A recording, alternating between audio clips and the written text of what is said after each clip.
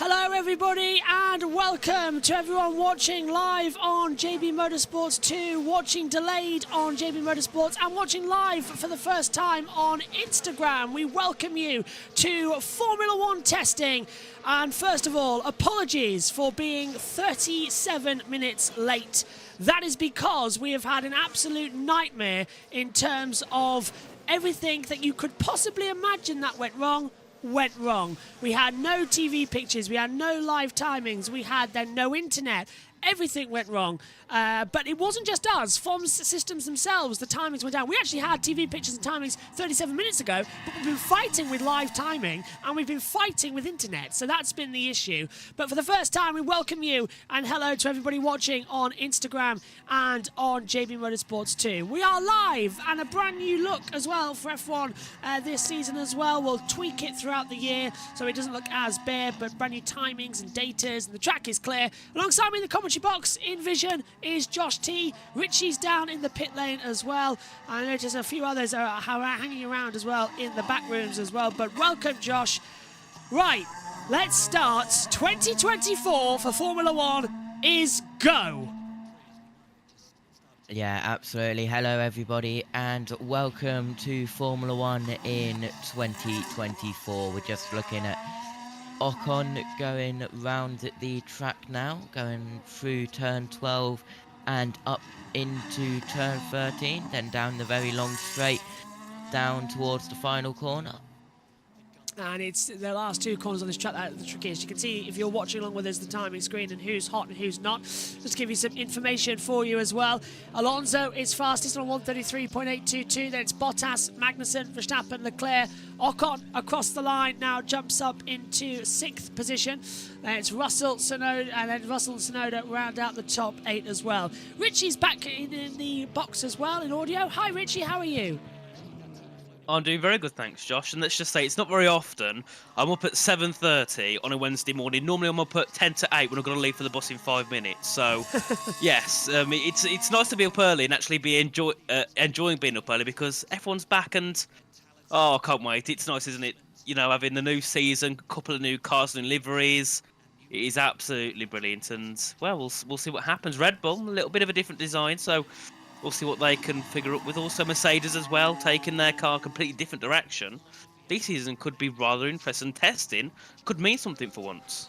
Actually could, yeah, and that's the best thing that we could see because there's so much, just a small revolution this year is what we're going to see. We have got Instagram open as well so we can see everything, and actually looking at it on my phone, it looks quite good for a vertical stream. That was literally set up yesterday to get it all done. So yeah, we are go for F1 in 2024. And Josh, we sat through the launches, we've seen all the cars. Small changes, the biggest one though, Red Bull. Massive change to them. Yeah, absolutely. But as Max Verstappen said in one of his live streams, the livery exactly the same. He did not lie. The Red Bull looks livery-wise absolutely identical, but definitely changes to the side pods and definitely some tweaks to the aero of that car as well. Running around for half an hour, I'm sneezing like crazy, but the beauty thing about testing is that you can join at any time and we don't really miss too much, but frustrates me that we didn't see the first 30 minutes as well. But now everything's working again, we can stay stabilised. So we've got the times of how long is left in the session. You can see that on our new monitor. This is our new look for 2024, as we can see. So you get track information as well, and just a little bit of a revamp with thanks to Multiviewer as well for the amazing screens that they've got access to. And it saves us a lot as well, actually, in terms of running around, usually setting up streams, because we don't need to do that anymore.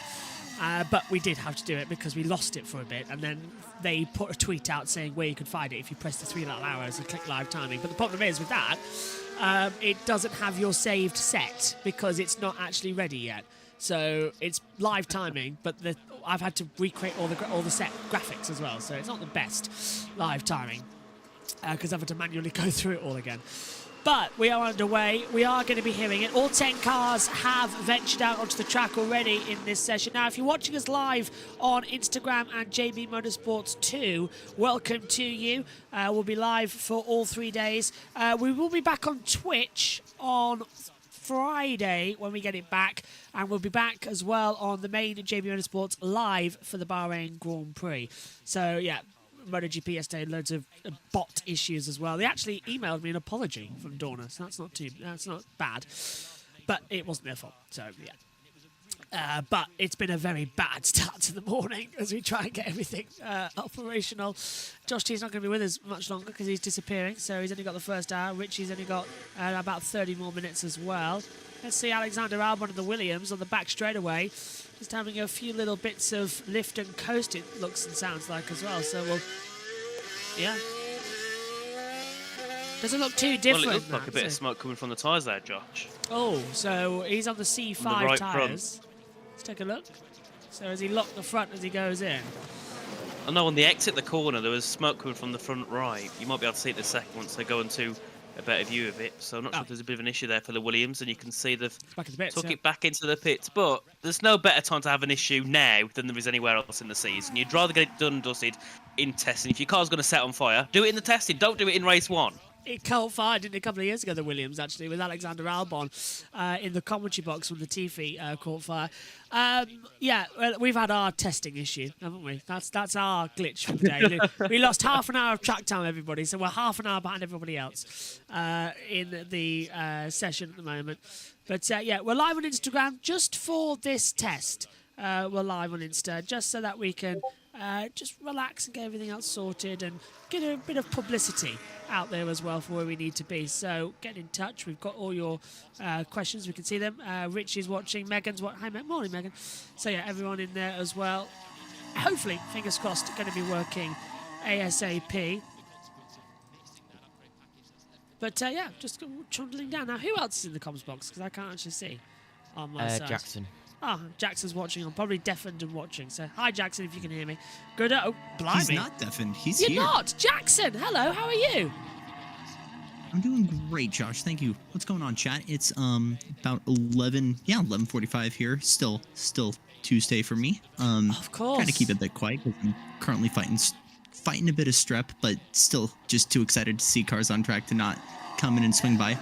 Also heard that there was a British version of me about foot smaller that was also in chat. I'm sure he's muted in here, but hello, Omi. Yeah, Omi's around here somewhere, isn't he?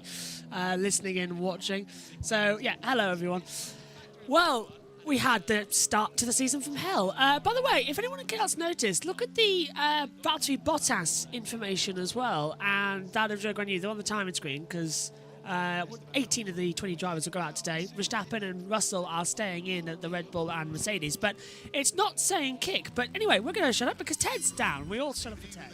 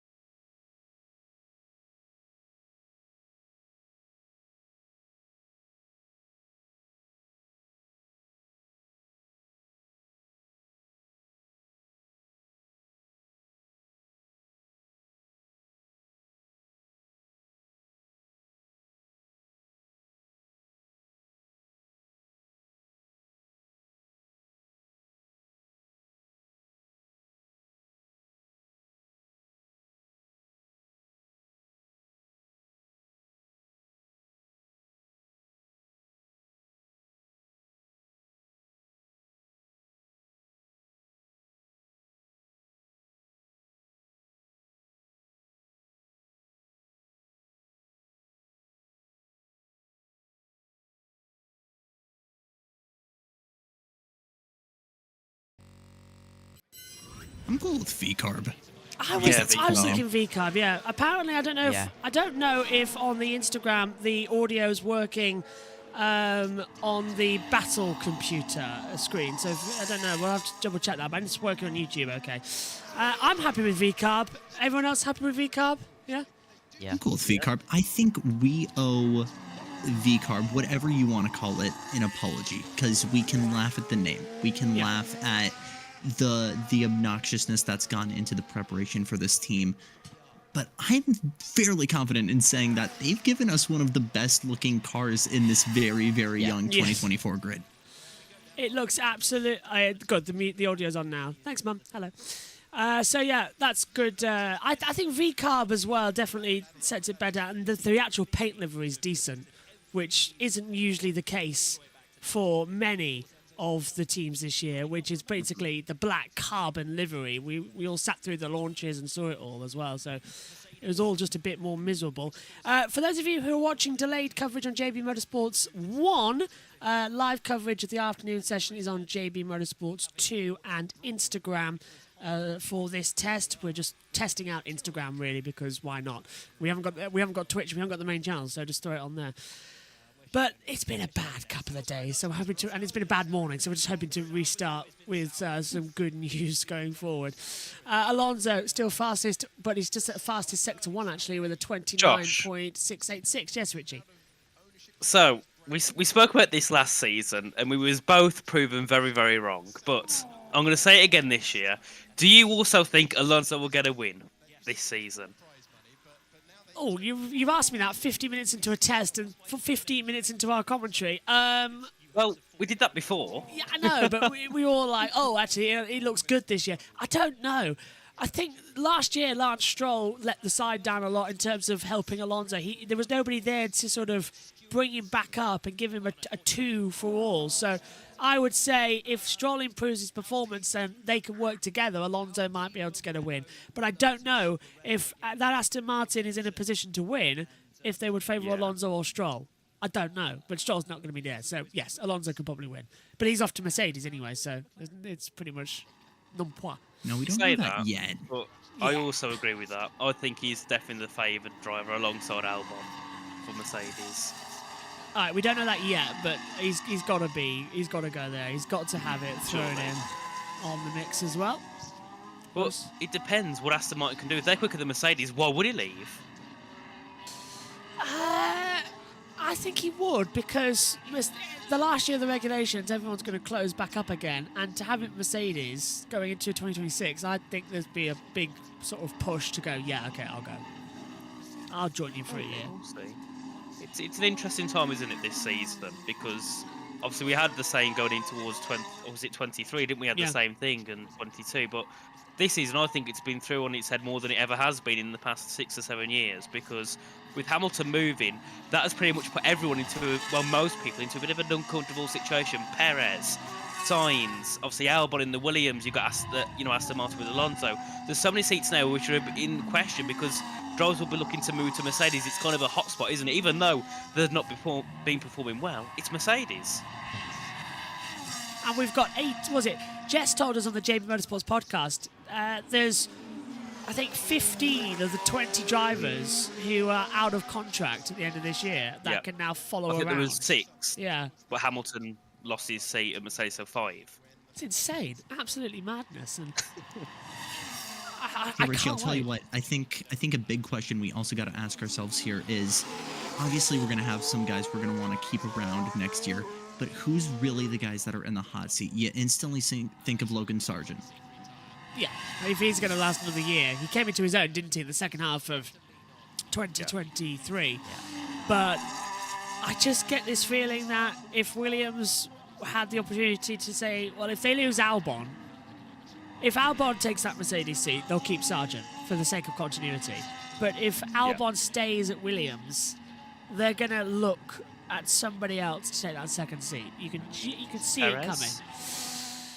I don't know if Perez leaves Red Bull. I think he'll be on he's the. done. Yeah, I think he's done. I think he would take an opportunity at Mercedes, but would to play second fiddle to George. So already it's quite difficult trying to map out this season because there's no realistic way that we can predict it. There's that many drivers out of it. Yeah, well, talking about Haas, I have a bit of an idea. And if Alonso was to leave Aston Martin to retire, or if he was to leave to go to a different team, I think there's two drivers who I think could go for that seat. And the first one being the obvious Felipe Drugovich. Yeah. But the other one, I have an idea.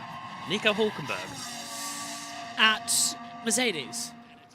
No, at Aston Martin if Alonso was to leave. Yeah, that'll happen. I can 100% see that. If Alonso jumps ship to Mercedes, Hülkenberg will go back to the Aston.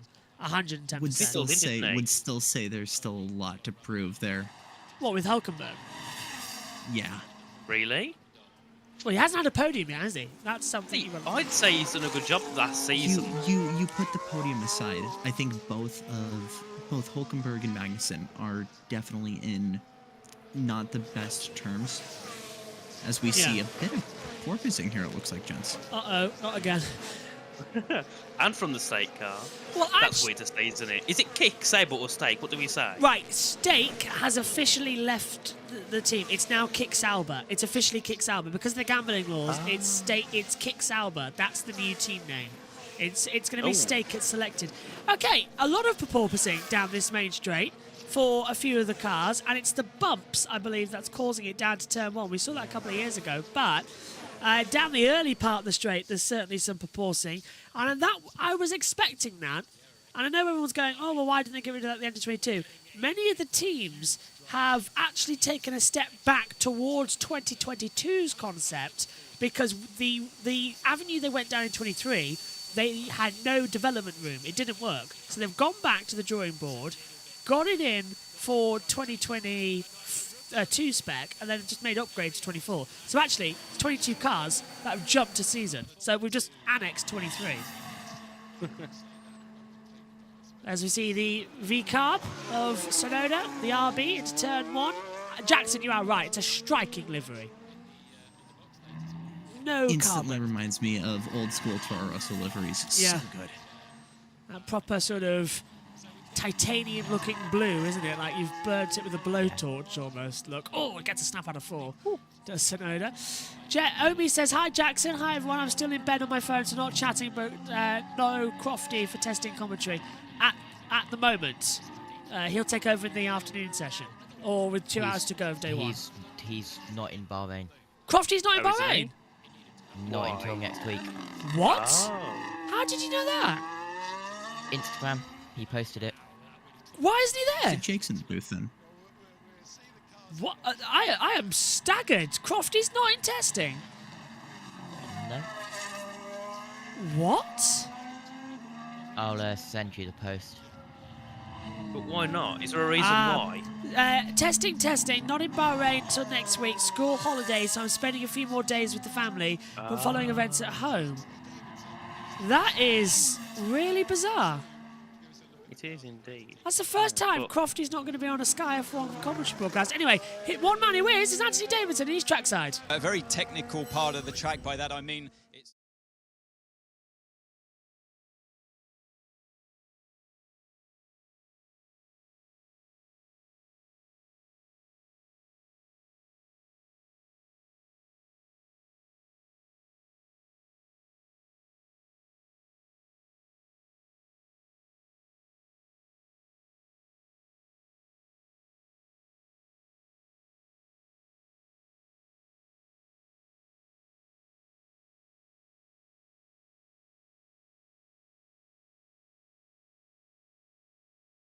New part of the track. This is not on the actual circuit, it's the runoff area.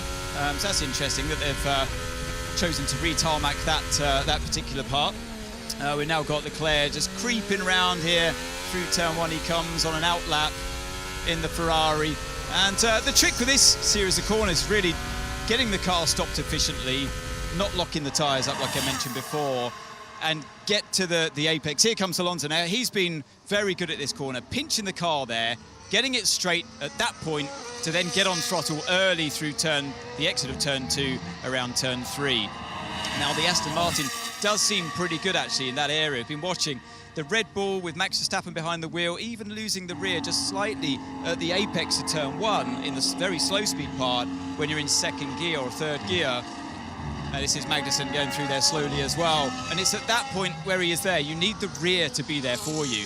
So get the car turned nicely. You need the rear end stability. That seems to be where the Aston Martin looks strong at the moment.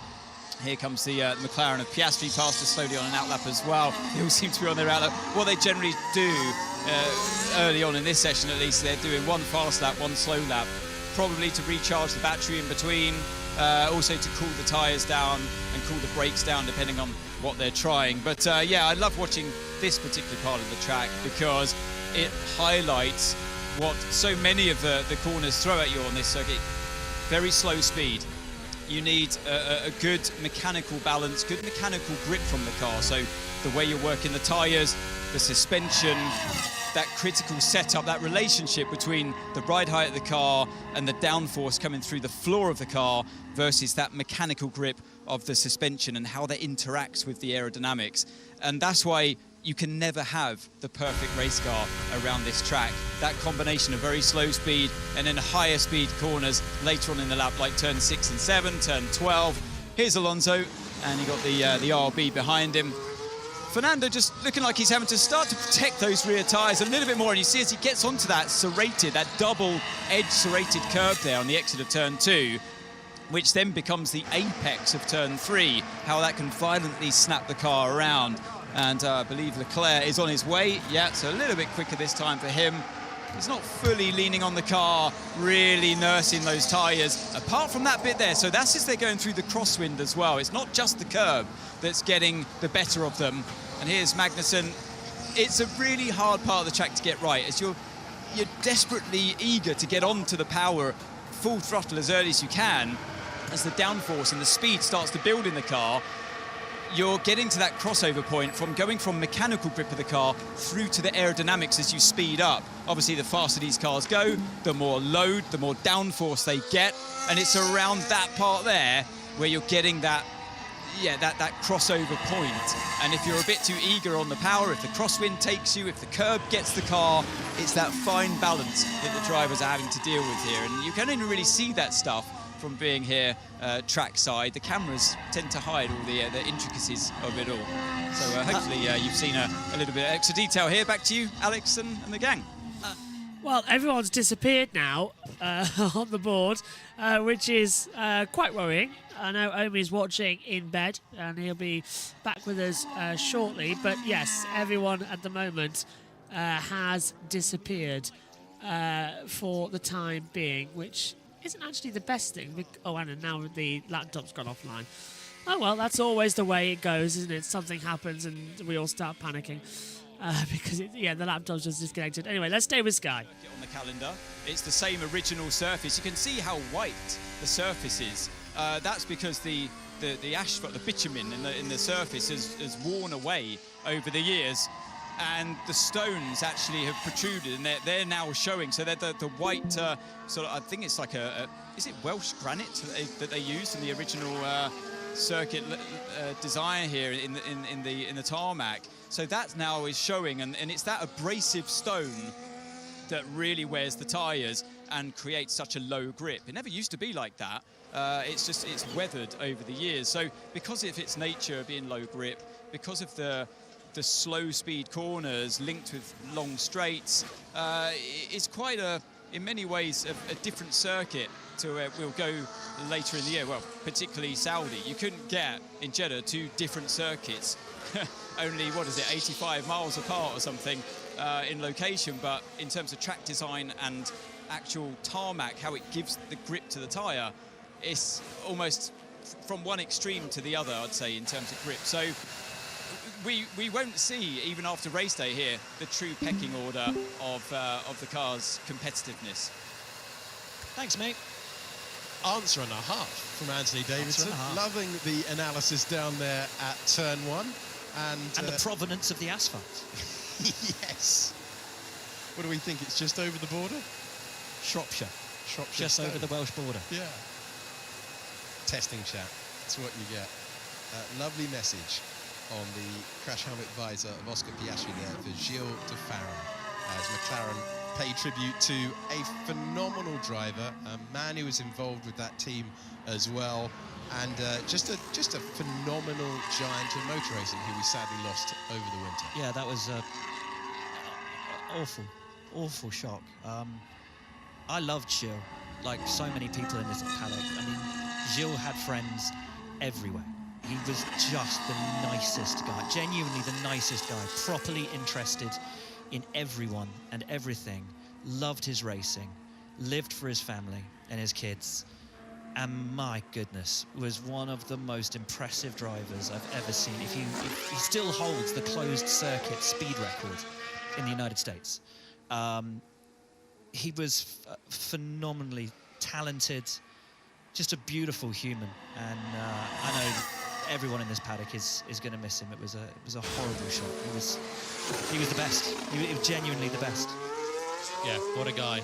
He had the respect and friendship as well of so many people, but the respect for him. Such an intelligent man, lived and breathed motorsport, and there was horrible news to hear over the winter. Everybody misses Gilles de Ferran. So Josh T has vacated, so has Omi, so has Richie, so has Jackson, and Omi's watching in the background, and we've just popped him on at the moment because we haven't got another camera angle at the moment, so he's just sort of staying on the one screen as well. We've got one for Instagram, so if you're watching on Instagram, you're just seeing me, but if you're watching on YouTube, you're seeing both. But hello, everybody. Alexander Albon then coming up into the braking zone at turn number 11, throws the car in. He's on the C4 tyre compound, which is the normal red Pirelli tyre with the red stripe around the side of it. That's how we can tell the difference. If it's white with no stripe, it's the C1. White with a stripe is C2. Yellow with a stripe, C3. Yellow without stripe is C4, and C5 is blah blah blah, and C0 of course here as well. So C0, 1, 2, 3, 4, 5 across the 3 tyre compounds as well.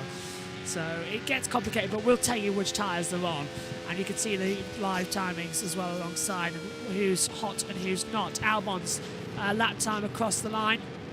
That's a fourth fastest time, 1:34.856. I'm just going to actually bend the monitor a little bit so I can see it easier sat down, because we've only got the one timing monitor at the moment.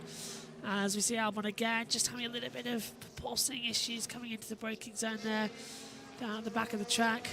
But yeah, it's all looking quite nice and quite fun. And aero paint looking a little bit dodgy as well there, the sort of orange paint on the front of the blue Williams, but it goes well with the Gulf logo that they've got on there for the oil, of course, the Gulf oil, which is their petroleum supplier. Leclerc still fastest, 1:33.658. And had a red flag though, with 2:53 to go in this morning session. They've all just about remained calm as we fly through. Leclerc, 1:33.658. Alonso, 1:33.822. Tsunoda's on another lap as they continue to push through. Lovely stuff from Albon actually at the moment as well. We can see how he's sort of handling the car, just hearing everything. They want to test out the right-hand side of that Williams, the FW46, or is it the FW47 now on that car? Want to make sure it's A-OK coming into it. Wind speed, 13 kilometers an hour. Track temperature 35.3, air temperature 23.7, 36% humidity as well, as you can see at the top of the screens. Albon, literally, the cars are bouncing like crazy out there on the track today. It's literally, they're propulsing like mad, and it's just causing nothing but issues. And you can see the drivers having to physically fight the car. Here's the Mercedes of George Russell. Currently 9th fastest in this session. He's done, I believe, he's had a brand new set of tyres, but we don't know how many laps he's actually done on the set. That's annoying. Can't see actually how many lap times he's done. Lewis Hamilton keeping an eye on George Russell's progress in the new Mercedes car. Red Bull in the hands of Max Verstappen. is 7th on the 1:35.993, but they only did a shakedown lap. So far, Russell in the Mercedes, I can tell you, is 16th fastest. So 16 laps he's done, and 9th fastest. He heads down to turn 1, hard on the brakes, flicks the car in, back on the path, 3rd gear, 4th at 126 miles an hour.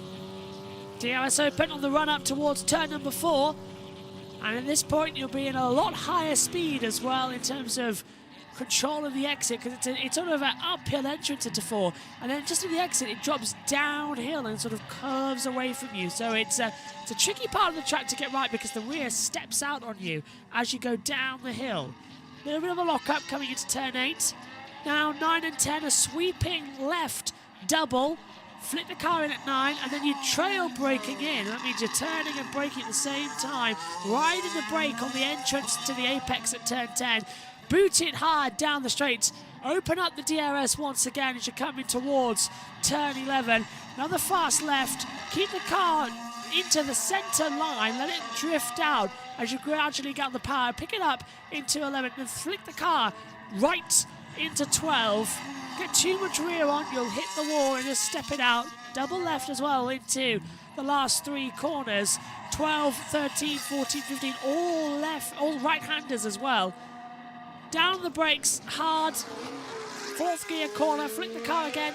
Gradually accelerate down the power. DRS Open when you're in a straight line up towards it. Russell's lap time, not going to beat Leclerc's 1:33. It's a 1:36.542 on the board. So not a bad time there, Russell. Toto Wolff watching on. Hamilton's in the car tomorrow on day 2. Verstappen and Russell, the only 2 drivers who are remaining as drivers throughout the first day of testing. Perez and Hamilton take over tomorrow. Every other team is having AM and PM drivers. That's why you're seeing half the field is a yes and no. So we won't see Hamilton today, and we won't see Perez today. Sainz will be out in the afternoon session after Leclerc is in the morning. On board with Yuki Tsunoda, and we've got some team radio. So for McLaren, wind is 20 kph, headwind turn 1. So as we mentioned before, headwind turn 1. So some headwind into turn 1 for Yuki Tsunoda. I don't think we usually hear team radio in pre-season testing, so that's already a big thumbs up as they fly through once more into the sand dune section at 4, 5, 6, 7 and 8. Beautiful downhill run. It's like you're on rails to that part of the track. When the car's just right, it's flicking backwards and forwards, going superbly well. As he reaches back up, this is 9 and 10. You can see it on your driver tracker where they are. I think the driver tracker is working. Is it still? Oh, driver tracker, is it frozen a lot? So have a look. Oh yeah, driver tracker's frozen. That's always great. The track map's frozen. Hopefully the timings haven't. Have the timings frozen as well? They have. Oh, brilliant. When did that happen? Oh. If it's not one thing, it's another. I can tell you that right now. So, multi-viewer's timing screens are frozen. Didn't expect that actually to happen.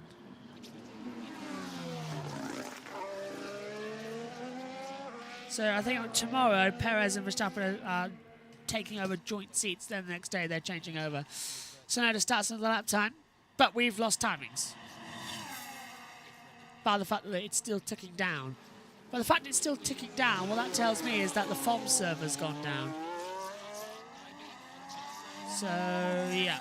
That's a glitch and a half, isn't it? To try and solve on the back half of everything. Let's wait a few minutes and see if they come back to us. I'm just trying to have a look, see if there's any problems. Yeah, the live timing's having nothing but issues at the moment.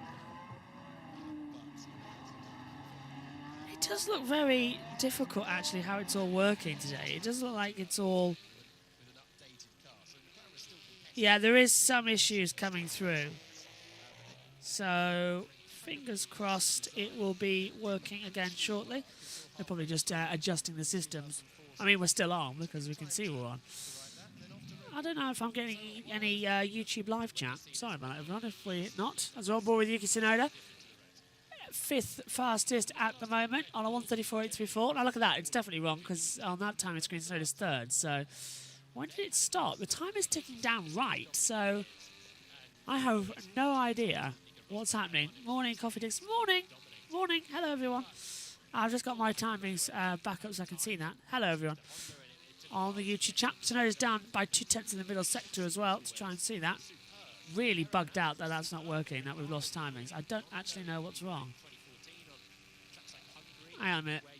It has a its live timing is stuck. It has a refresh button. Ah, there we go. I mended something without it causing a problem. I've mended something. Yes. You no idea how happy I am that happened without us having to go off air or something. That was brilliant. Honestly, after the morning we had and the day yesterday, I mended something. I feel like Clarkson. Right, across the line, this is going to be Fernando Alonso, 2nd fastest at the moment in the Aston Martin, into the braking zone for the first corner. Down the brakes so hard, you can hear it chug, chug, chug, chug, chug down. Nice at the exit. Just casual on pad. He's got DRS on the run up to turn 4 as well. Lightly touching that brake. Flicks the car in. Yeah, it's looking good now for Fernando Alonso. I understand that Alex Jakes is going to stay in the commentary box for most of the day, but they're going to change over and Rachel Brooks is going to lead some bits as well. As well as, I don't know, Laura Winter I noticed had a lot of notes, but I don't know if she's actually had any system changes yet. So we'll have a look and see if she is in there at any point. Because actually, if Laura Winter is there and we haven't seen it yet, it stands to reason that she'll be in the commentary box. Right? That makes sense to me. Alonso, first sector time was a what is it? 29.797. Second sector was a 40.523. So Alonso's still finding the grip as he heads down the back straightaway in towards turn 14. Nice and tight on the entry as well. So let's get back on the power gradually. Of course, you can't see much in pre-season testing. Could we get Alex Jakes and Martin Brundle as well, maybe? If we do, I'm turning it up. 100%. We discussed that last season, yeah. We did, and I hope that's the case. As Alonso crosses the line as a 1:33.762 and sets his fastest time of the test so far. A new personal best for him. By the way, Omi is not in the comms box, just that in all the rush yesterday, guess who forgot to set up a single camera? Me. So I'll get that sorted in the lunch break. So Omi's just watching on in the background on mute, but he can hear us. Probably giggling as well. But on Instagram, you can see us normally. Hello. Because I put the single cam on there, I just forgot to put the single cam on the other screen. Literally, OBS running a vertical and a portrait, well, portrait and a horizontal, yeah, vertical and horizontal stream. Love it. And we're going to keep these as, we're not going to stream it all the time, but we are going to record in vertical so that we can get some social media clips out quickly of any good things. So it hasn't gone to waste, this new system software that we've got hold of as well. 3 cars out on the track, as you can see, Tsunoda, Alonso and Ocon at the moment, and Red Bull are just changing over some engine cover parts. That's new. The Red Bull, that is interesting. Oh, we've just seen something down at Red Bull. That's fascinating to me. The Red Bull engine cover is in 2 halves. Now, usually the engine cover is one long piece that's connected together. So it goes over the centre and it's all together. Red Bulls are separate. That is interesting. So Adrian Newey this year has decided to split the engine covers. I wonder if any other team have gone for that. So it's a split engine cover on the Red Bull. And that must be because the side pods are different this year, because it's a vertical intake for the side pods, not horizontal. And Omi's leaving the box soon. Ah! Right, okay. Give me 30 seconds to try and find the F1 blog that I can pop it on the stream. Because otherwise, why is it just done that?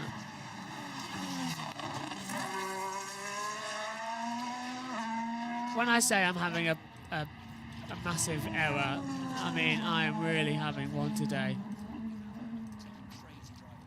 Really bad. Blimey, what's going on here?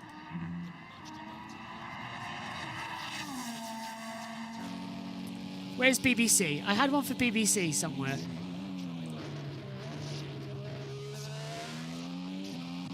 Do you know, the amount of mess that we've got here, it's unbelievable trying to find everything. Right. Battle screen to the rescue while I get this sorted. Desperately impressive. Like Lewis Hamilton in junior Formula, impressive. Oh, without doubt. And if you're unfamiliar with the name of Andrea Kimi Antonelli, you're going to be hearing it a lot. You're going to be hearing a junior driver of 17 years of age talked about like he's on the grid. As we Ocon! Esteban Ocon coming out of turn 6 and 7, getting on the gravel. So there's been an incident there as well that he's gone through. Not the greatest, not the greatest. We'll have back. Over the crest there, the rear of the car goes light, and C2 tyres again quite hard. One step softer than what the Red Bull of Max Verstappen was running earlier and struggling with similarly. And Ocon using everything and maybe even a little bit of luck to keep that one in a straight line. So Antonelli, Jakesy. Yes, so there are a lot of talented drivers on the F2 grid this year, but Antonelli is being talked up enormously because he is part of that Mercedes program. He is the FRECA champion who has bypassed Formula 3. And that's the big thing here. And has been placed straight into Formula 2. We've had drivers like Max Verstappen, like Lance Stroll, who have just jumped straight up from the third tier to Formula 1. But he's bypassed the third tier. He's been placed with a team with championship pedigree in Prema, who brought through the likes of Charles Leclerc. He is incredibly highly rated. If you talk on a podcast for 45 minutes and squish all the answers together, sometimes an either-or question could look different if you put it all into one article and you just rely on the pull quotes. But equally, if you go on a podcast, you take that chance. I think... So what did you say? Can you clear it up? Yeah, I think it would make more sense to do a Leclerc... having not seen one session of Formula 2 so far, the ultimate thing is let them race, let's see who performs well, let's see who does well. Reputations don't win titles, drivers do. You have to perform. Formula 2 is incredibly competitive. But if you were going to promote him, I think it's an incredibly difficult ask to ask someone to go from being a FRECA champion to a Mercedes Formula 1 driver in such a short space of time. Even if he wins the championship? Yes, because a difference between, let's say he's half a second off George Russell in his first ever Formula 1 qualifying session, okay? If you're with a Williams, or if you're with a Sauber, like we're looking at on screen at the moment, you can learn the ropes. I thought one of the useful things for Oscar Piastri last year is that McLaren did get a bit of a slow start. So his early races in Formula 1 were outside of the focus of, say, a Q3. If you're a Mercedes Formula 1 driver, you're expected to get to Q3.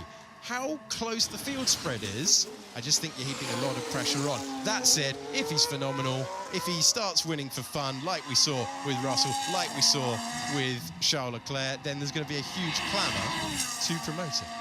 So I've always been of the opinion that you're ready when you're ready, and I mean that in terms of Formula 1 has looked towards younger and younger drivers over time, to the extent that older drivers got passed over. And I always thought that was a bit harsh.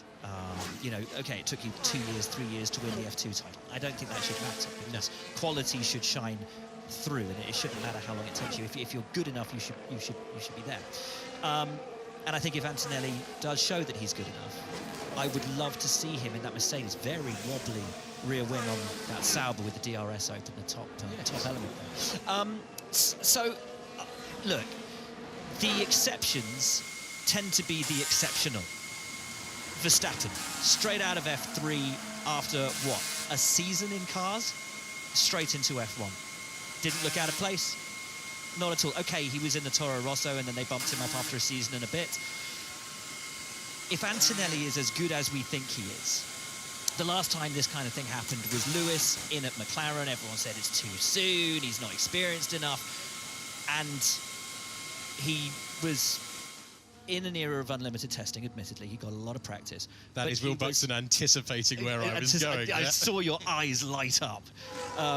He was a phenomenon. He did a brilliant job. He matched Fernando Alonso in their rookie season together, and has gone on to be the driver that we know he is. I would love, and Toto has said we may take a bold decision on our drivers. Yes. I would love it. You've got to go bold. If Antonelli wins F2, looks an absolute superstar, your Mercedes, go bold. Do it. Take the punt. Put a superstar in the right seat, and then if 2025 starts off a bit slow, we know that the expectation is not that he's going to come in and beat Russell and be a champion, but he's at least bedded in with Mercedes. The pressure will not be, there will be scrutiny, there always is, but it's not going to be through the roof in the early races. But then you're there, you've got a season under your belt, 2026, new regs, you're ready to hit it hard off the top. And I think team principals are too cautious with their driver signings. There's no rookies on the grid now. I think everyone is so stable and wants to keep a safe pair of hands behind the wheel. When you have a potential star, it's very rare that they don't end up being a star. We'll pick that up in a second. You might have been seeing Esteban Ocon going slowly. He did say on the team radio there was an issue with the power unit. It appears to have righted itself. He's going to go for another push lap. Will? Yeah, Alpine obviously already stating over the winter that the major thing that they're going to be contending with this year is their power unit. Of course, under an engine freeze, no more changes you can make to it other than for reliability. And we always know that is a means by which you can also improve performance, even though you shouldn't. But yes, Alpine stating that their power unit is still their major concern. Now, listen, I would love to see Antonelli get the chance. I would love to see him get in. I would love to see him shake it up, as Jolyon says. Take a chance on somebody who's got all this potential, because we roll back 18 years. Kimi Räikkönen leaves McLaren and goes to Ferrari, right? Who are we going to replace Kimi with? You know what? We'll stick our rookie, our guy who we've backed the entire way through Junior Formula. We'll stick him in the car because we believe in him. And what happened? Lewis and Fernando fought Kimi for the title, missed out by a point. How fitting, 18 years later, that an 18-year-old named for Räikkönen should replace the driver leaving the silver car for the Scuderia. Comes in, fights for the championship. Let's go. Let's go. Okay, and the other thing here is Hamilton is off, so they have a vacant seat. So it's not like they can extend a veteran's career by another year and dangle the carrot to Antonelli if he's good enough, and give Lewis, which they ironically did, an option to leave after 1 year. This is it. But the same thing was true with Fernando Alonso at Alpine, and they didn't want to sign him up for too long in case they had Piastri on their books. They ended up losing both of them, and that's already happened to Mercedes. So they've got to replace Lewis with someone, and who's going to want to jump in necessarily for a year? You've got to come in and convincingly beat George Russell at that point, which is going to be no easy feat in the Mercedes car, and he's obviously a very talented driver. So who's going to want to do that? Give up where they're at, probably on a lucrative contract if you're in that sort of position as well, to know that you've got a superstar waiting in the wings. And you give Antonelli 25. You give Antonelli a year in 25 to bed himself in, because new car regs, new start for 2026. He's embedded with the team. What are you going to do? You put him in Williams for a year and then you stick him in at Mercedes with a brand new car, brand new regs, and expect, no, get him in early. Get him to find his feet, get him into the right place, and then launch him into 2026 and gun for the World Championship with the new regulations. And as Jolyon said, the fact that they weren't willing to give Lewis a 3-year deal, the fact they gave him a 1+1 because they knew they had Antonelli. They already made their mind up, and that's what opened the door, and that's what allowed Lewis out. So, you know what? You made your own bed. Lie in it. Stick him in the car. I would say my counterpoint would be Stoffel Vandoorne. I knew you'd bring in Stoffel at this point. I raised the question, didn't I? And Stoffel Vandoorne was phenomenal in the second tier. This is a guy who was out-qualifying Fernando Alonso at certain points. Circuits where Alonso had taken pole positions in the past. Huge amount of raw talent, huge amount of promise. You'll notice that he's not in our grid. The only way you can stop Antonelli being a superstar is by rushing him to the top, in my opinion. I don't think they rushed Stoffel in. Stoffel was ready. But Stoffel did not get the ideal circumstances. Exactly. And Stoffel suddenly found himself out of a championship he shouldn't be. Stoffel isn't Antonelli, though. You can't say that what happened to one will happen to another. I think it's a cautionary tale. And the McLaren was a middling to back-end team. Yeah. Let's be honest, when Stoffel was driving, sometimes he was at the back of the grid and Fernando was doing well to make Q2. So that is your case of putting someone not at the front, and it didn't quite work out for Stoffel. But of course, the profile of McLaren and having a teammate like Fernando. Can I tell you what I think Toto's doing? I think he's driving the price down of who he's actually going to put in the car for 2025. Let's put this out there. Toro Rosso, AlphaTauri, RB, whatever you want to call them. You get the drivers in there, you train them up for a few years, then you stick them up at Red Bull. There's no guarantee they are going to fare well against Verstappen. Putting a driver into a junior team to bed them in is no guarantee that when they get their big shot, they're going to make it either. So if you believe in them, don't waste your time. Just stick them in. Also, guys, Antonelli's not turned a wheel in anger in a Formula 2 car yet. He did testing last winter. Doesn't matter, mate. He's the chosen one. Let's wait and see if he actually ends up romping the title, because that's a tough enough ask for him in the first. You can see every Formula 2 race live where you're currently watching this. Well, it's actually going to be fascinating, Formula 2 this year. We are going to have a Formula 1 driver from Formula 2 next year, because Antonelli is going to be teammates with Ollie Behrman, who jumped in this car last year. The Haas was great, was super talented, and that's the Prema lineup. It's a power team for those guys. They used to be their actual name. I know. It is. Prema power team. They're back to their roots with surely two future F1 stars, given all the hype. But that's a tough benchmark for Antonelli as well. So jumping into F2 with no F3, and you get limited testing in that as well. If he wins it, I mean, that is some talent to come in and do that. And he already has the super license points. Ah, the super license points. Made famous by Logan Sargent. It's fun to get into Formula 1 a few years ago. All right, well...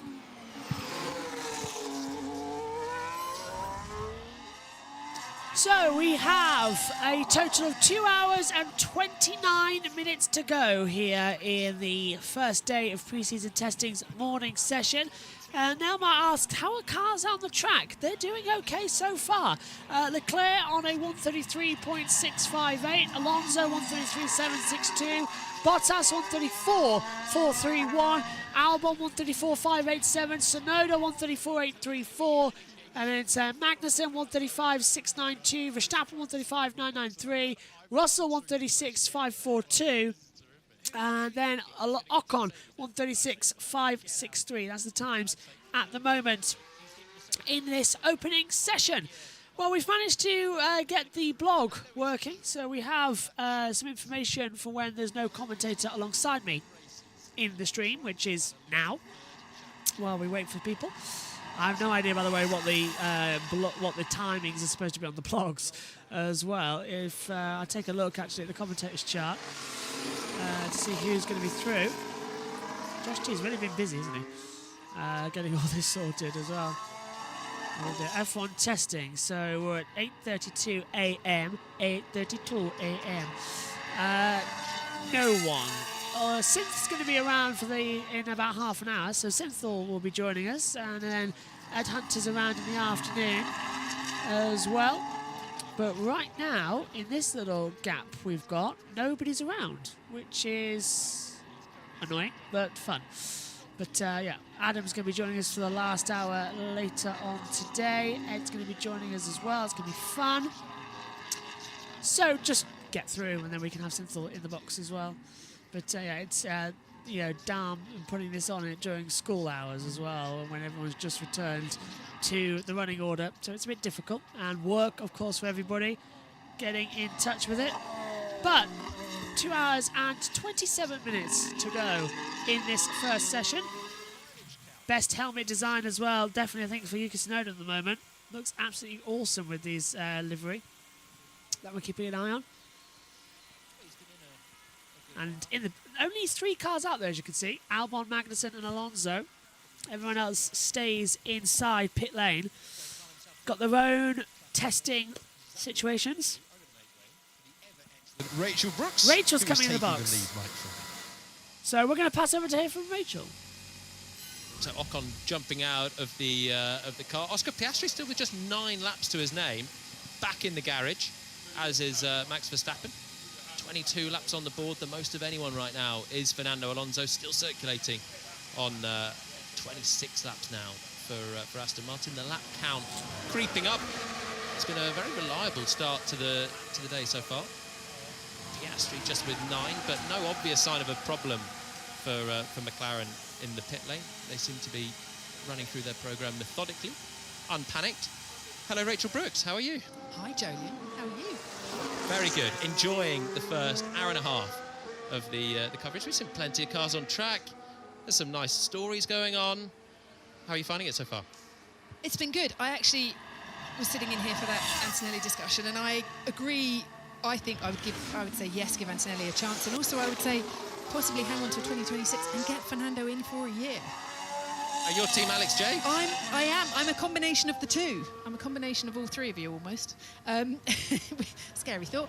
But yes, I said this at the time. I said this when we heard the news, and I was standing outside Mercedes HQ in Brackley, and I was asked, and I said, you know, there is so much talk about Antonelli. Everybody's so excited about Antonelli right now. It's an awful lot of pressure put on him. Let's see how he gets on in his first year. But this is the man I think could be sitting in Mercedes in 2025. You go, calling it early. Calling it early. Look, he's just gone fastest. That's it. Season done. Well, the thing is, Aston Martin could yet be ahead of Mercedes. Let's not forget this time last year, Fernando might have not wanted to be in the Mercedes from where he was.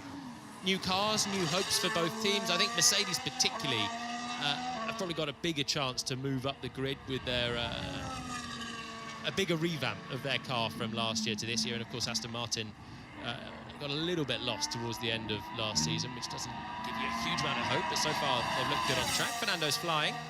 Maybe he doesn't want to go to Mercedes even. Well, the interesting thing is, I think we always talk about you can't read anything into testing, but we did read last year that Aston Martin were quick and were going to be good at the first race. I don't want to say anyone had a bet on it. They might have done, they might not have done, but they were quick at the first race. So much as we say we can't, you can read, Will was talking about it earlier, body language, so important to read the body language of people and see who looks happy, who doesn't look happy, and laps on the board. So Fernando Alonso jumps to the top on a 1:33.385, 2.5 tenths of a second faster than that of Charles Leclerc. Not really surprised because he did back off in that third sector. Fastest sector 1, fastest sector 2, and then a very slow sector 3 was put out. So I'm not entirely 100% convinced there's going to be a more powerful run later, but the world champion is out on the track. Max Verstappen is into the last sector and across the line now, and Max starts a gambit in towards the first corner. Piastri's coming out on track too, just behind him with 2 hours 23 to go into the first corner. A little bit of a puff of smoke from the back there actually. And this is where we get to see the Red Bull. I want to see, is it a vertical inlet or is it not? I'm going to almost try and stand up in the commentary box. We're riding on board with him now as we head up to turn 4. You're hearing the audio in the background from the Red Bull. It's hard to tell sometimes what this new car actually looks like, how good it is. Flicks the car in. Now, what's the first sector time? It's a 29.824 for Verstappen. Sector 2 coming up shortly, just after turn 10. Little bit of a squiggle. Sector 2 for Verstappen. Takes it down. What is it? It is... I'm looking at the timing screen. I can't see it changing at the moment. Flicks the car in. Looks okay to me on the exit. And Alonso just at the exit, and it's now Verstappen with the fastest middle sector. It's a 39.904. He's a 10th faster already.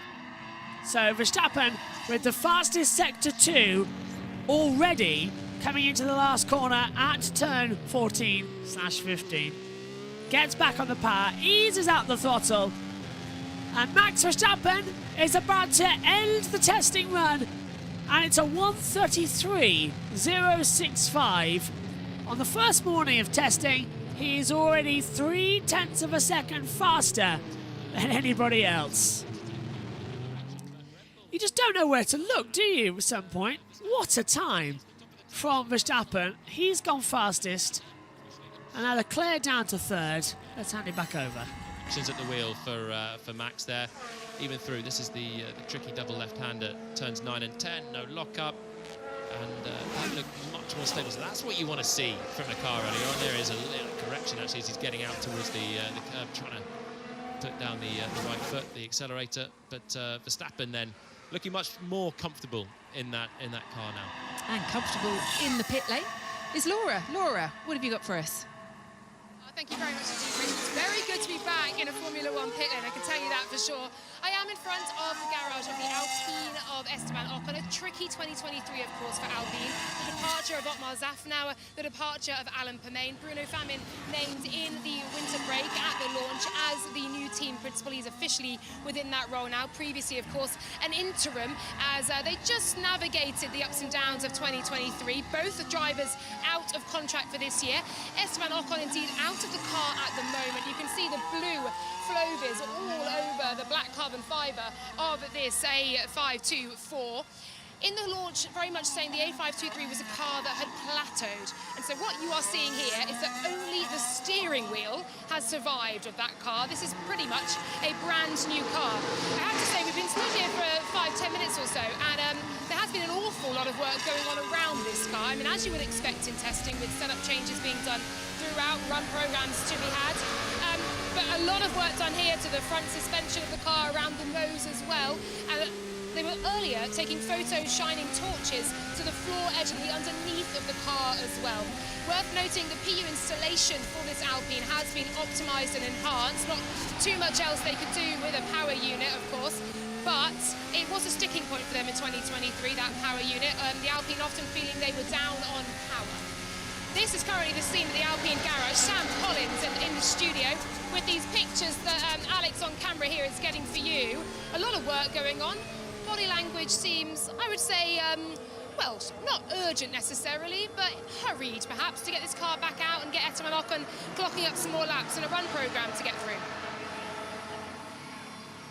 Well, it looks to me like one of the drivers, it looks like Ocon has biffed the curb, and that's why the mechanics are working on the underside of the floor, the bit we can't really see quite like. Nice view of the front suspension, the inboard front suspension on that Alpine, and you can see that they've got a push from a front suspension layout, that central element, the third element it's sometimes referred to. But for me, the biggest change on this Alpine is something at the moment that we can't really see, and it's to do with the layout of the exhaust pipes. Now, exhaust pipes on a Formula One car on the V6 engine are a little bit like tuning an old musical instrument, a sort of bit of brass band work, if you like, just to get the notes right. And what they've done with that exhaust tailpipe and actually the manifold, where all those sort of worm-like bits of spaghetti exhaust feed up to that tailpipe, they found on the old car that they were losing too much power to the MGU-H, the motor generator unit H. That's what recovers the exhaust gas kinetic energy and turns it into battery energy that you can use to make the car go faster down the track, because of course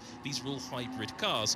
And they were finding something that Mercedes discovered back in 2014, that if you don't get the exhaust tuning just right, you can't recover enough exhaust energy out of the car and you lose power overall. So that's one of the biggest changes to the Alpine. Just a very neat detail that they've upgraded since the launch there. Look at the leading edge of the side pod duct there with that little drop down. That's something we haven't seen before, Rachel. And Alpine already developing the car. That's fascinating.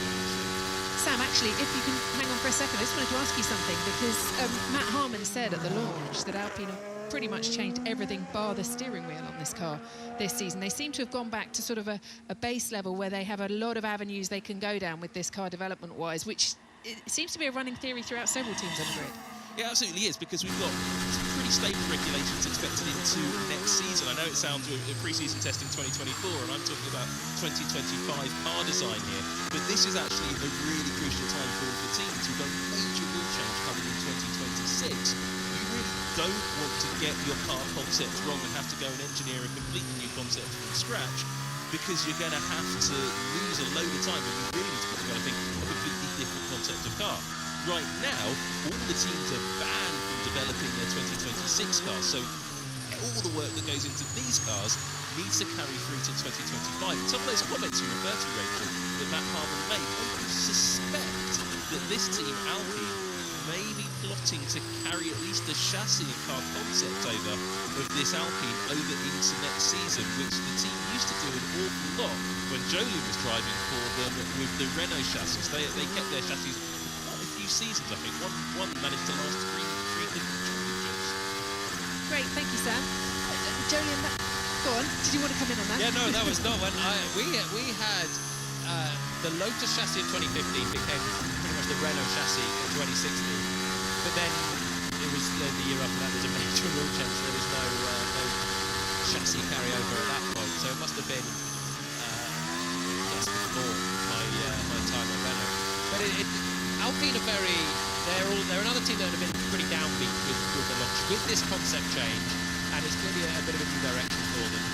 And both drivers sort of saying, well, let's manage expectations at the start of the year. So they are obviously not particularly happy with the numbers that they've seen in the wind tunnel or at base, and in the CFD data they've got, the simulator driving as well, and this is like for like with what they had last year, so you would hope that there's going to be progression, because of course everyone in the field should be making some good progress with a blank canvas to try and right your wrongs of 2023.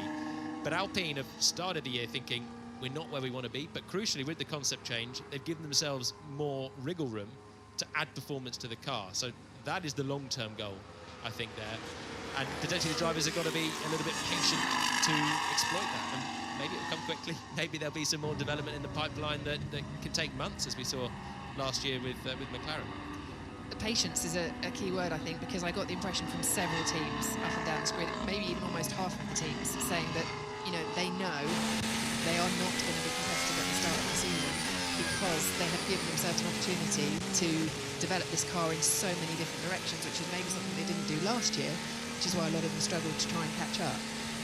Yeah, it's a common theme, really. A lot of the teams, Sauber's another one that have changed concept, and they're going to be building it up. Actually, Bottas in the car so far has had a decent morning, getting a lot of running in at least, but they are another team that are setting not so lofty expectations with the change of concept, and a lot of that is moving towards the Red Bull design that we saw from last year and the year before, really, where Red Bull have just had iterations of the previous concept, really. And everyone's now moved towards that. They've seen that it's dominated so well last season. Except Red Bull have gone away. Except Red Bull have gone away, and that's the irony of it all. They've all gone towards what was a world beater last year, and Red Bull have thought, well, hang on, you guys all do that, and we're going to try this one. So they're in their own voyage of discovery, really, Red Bull, with their latest design. It is going to be fascinating, isn't it, to see if this hits this Red Bull. I mean, I remember being here last year and everyone was saying Mercedes might not have side pods, when we were waiting to see it, weren't we? And it was the anticipation of, has somebody come up with a genius idea? And obviously that didn't work, and they put side pods back in the car, essentially, and now we've got this. The moment of possibly that tiny crumb or huge crumb of ingenuity from the design is, the anticipation's fantastic. It's quite exciting to see in pre-season when you see someone, especially one of the big teams, go off and do something different to everyone else. And I remember the Mercedes, it was 2 years ago now that 2 years ago they had the zero pod unveiled, and you're just looking at it. And this was Mercedes on the back of a dominant run, just missing out in 21, but they were Constructors' champions and having such a dominant run, and then they unveil this zero pod concept, and you were like, wow, that is alien, but probably incredible. But it wasn't, of course. And that's the thing, when you go out on your own on something innovative, you open yourself up to something that can be tricky. What I would say is the Mercedes, it looked difficult straight away on the circuit in 2022. It looked difficult last year when they tried to, well, they kept with the concept, but they tried to tweak it and maximize it. And watching it out on circuit, watching it on the screens, You could tell that the car looked quite spiky and difficult. It's very early to say on the Red Bull right now, and certainly on the harder tyres earlier on. I mean, probably irrelevant to say because the grip level was just not there. But when Max just bolted on a set of C3s, at least the car's the base looked compliant, and that's what we didn't really see from the Mercedes early days. So, needless to say, I think there's probably more encouragement for Red Bull at this stage than the jeopardy that Mercedes had, but you never know. I think Max said it's not a conservative car. They've been quite bold and quite aggressive, which is what we want to see, isn't it? I mean, we're coming into these last 2 years of regulations where other teams tend to catch up anyway, and it gets a lot tighter towards the end of it, but you always want to see people being bold with the design. You know what the biggest surprise for me is that you want to see people being bold. It's quite fun at pre-season testing when the cars look the same. We want to see a tight field, so maybe if they all look the same, they go the same, and that'll be a really close field, and that's quite fun through the season. But when someone doesn't, it does make testing more interesting to see if something is a hit or a miss.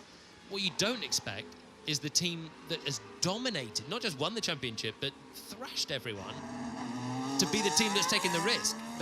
They should be in the safe spot. But the fact that they've gone for it with presumably quite a lot of development time, given they had such a dominant year last year, they had enough time to switch early. It smacks of confidence to me. You never know if it's going to work until it hits the track, but the bold approach, for a team like Red Bull to switch away from that, it really does smack of confidence. To call it a weakness is maybe overemphasising, but if they had a weakness, it was the slow corners, wasn't it? You look at Monaco, you look at Singapore, for them, trying to combat that. We saw AlphaTauri bring a new floor right at the end of the season to Abu Dhabi that seemed to be working. Can they take reference from that to help them this year with the one area where they slightly fell down last year? I mean, possibly AlphaTauri actually had good slow speed performance at the end of last year. I think back to Mexico as well, where they were absolutely flying. I'd be surprised if there's too much going the other way from the RBs to Red Bull. I think the RBs will be taking as much as they can from Red Bull. Maybe a concept idea, you know, could be floated around in the paddock, but everyone is looking at everyone else already. So even day one morning of testing, there's going to be so many typically spy photographers out there getting all the shots they possibly can of all the cars. You can then see roughly where a car's strength and weakness lies. And I think Red Bull have got enough confidence in themselves probably to just look introspectively right now. What have you made of Ferrari? We're on board with Charles Leclerc at the moment. Just on quickest in sector one. Oh, not Screechy. Screechy down at turn 8 for Charles Leclerc. So this is a C3, the medium compound again, and you can see immediately flat spot on the front right. So Leclerc had done an outlap, was winding it up for an attack there, and did the fastest first sector of anyone, and then just could not stop the car down for turn 8. There's a little bit of a tailwind there as well, stopping the drivers from decelerating quite as quickly as they like. It's a tricky downhill braking zone, and this will end the lap. He already got a little bit squirmy coming out of turn 6, and then big lock-up braking and turning as well. And he's not the first driver to struggle to slow the car down there, but Charles, yeah, you can see them just turning slightly in as well, unloading that inside front, not helping himself with the deceleration there, and the flat spot you can see on that front right there as it goes around might limit that set of tyres. Every area of this car has been redesigned according to Enrico Cardile at the launch. And they said they focused as well on trying to reduce Red Bull's DRS advantage. So they've got a revised DRS on this. Red Bull's DRS was such incredible. It was warp speed, wasn't it, when they did some of their DRS passes early in the season. Remember Melbourne, and Max flew past Lewis Hamilton for the lead of the race. And that is a key area of development now. The DRS, it can be worth half a second per lap, typically with a couple of activation zones, can be even a little bit more. And that's in qualifying. It's a crucial performance area that I think a lot of the teams hadn't really looked into quite, or realised they could be exploited quite as much as Red Bull did earlier on. So that's a key area, not just for Ferrari, but a team like McLaren as well, who had not the most efficient DRS last year. That's one of their key areas of improvement for this season.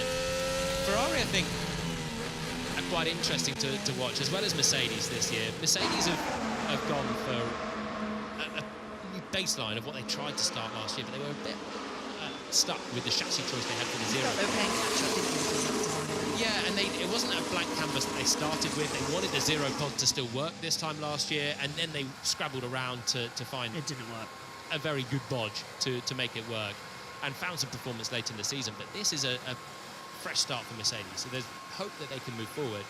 Ferrari did a lot of great work at the end of last year, and we saw that with the win for Sainz in Singapore, but particularly the late pace that Charles had. A lot of pole positions, some better race pace as well, understanding the car and optimizing it from the Dutch Grand Prix and then the Japanese Grand Prix, adding a new floor and getting Leclerc much more comfortable to extract the most out of it.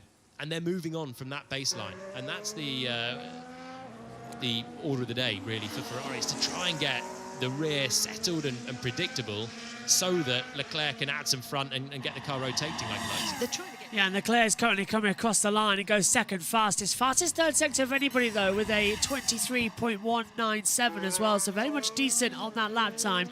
Over 1,000 viewers on JB Motorsports 2 in total, and 150 watching live. That's brilliant. We all thought, oh no, we're going to be on the second channel for the test. No one was going to find us. Thank you everybody for finding us and watching along. We'll do our best to bring you this testing like we did for MotoGP as well. And honestly, fantastic. So yes, we're on JB Motorsports 2 for the time being until we get everything back ready for later. So 2 hours to go in this one, and it's Verstappen fastest, but the gap's closing down as well. Verstappen started on the circuit, so's Leclerc and Tsunoda. Tsunoda first, then Leclerc and Verstappen in terms of order out there on the circuit. Hello to Octane Logan, so Logan's there as well, and Laura's down in the pits. I did hear that Alex Albon earlier on had a smoking front right brake disc. Hearing that was no issue at all, but he is having some problems with the DRS within this FW46. He is in the car now, though. There isn't too much of an urgency around what the Williams mechanics are doing. It looks like he's going to be heading back out relatively soon. Much of the off-season winter work into this FW46 is making the car more drivable, giving the drivers a greater window for performance. And indeed also the display on the steering wheel has changed from the chassis to actually now within the steering wheel itself. Much hope, much optimism around Williams Racing. Alex Albon, of course, and Logan Sargent. We'll see him a bit later on. He, of course, has said he's put on 5 kilos over the winter, mostly in muscle. He said he felt light and generally quite unhealthy towards the end of last season, but has bulked up over the winter, had a very good refresh, and it'll be interesting to see him out on track a bit later on today. For now, though, Alex Albon within that FW46 for Williams. Issues with the DRS, I'll try and find out if they've been resolved or not. A little minor change for the display on the steering wheel as well.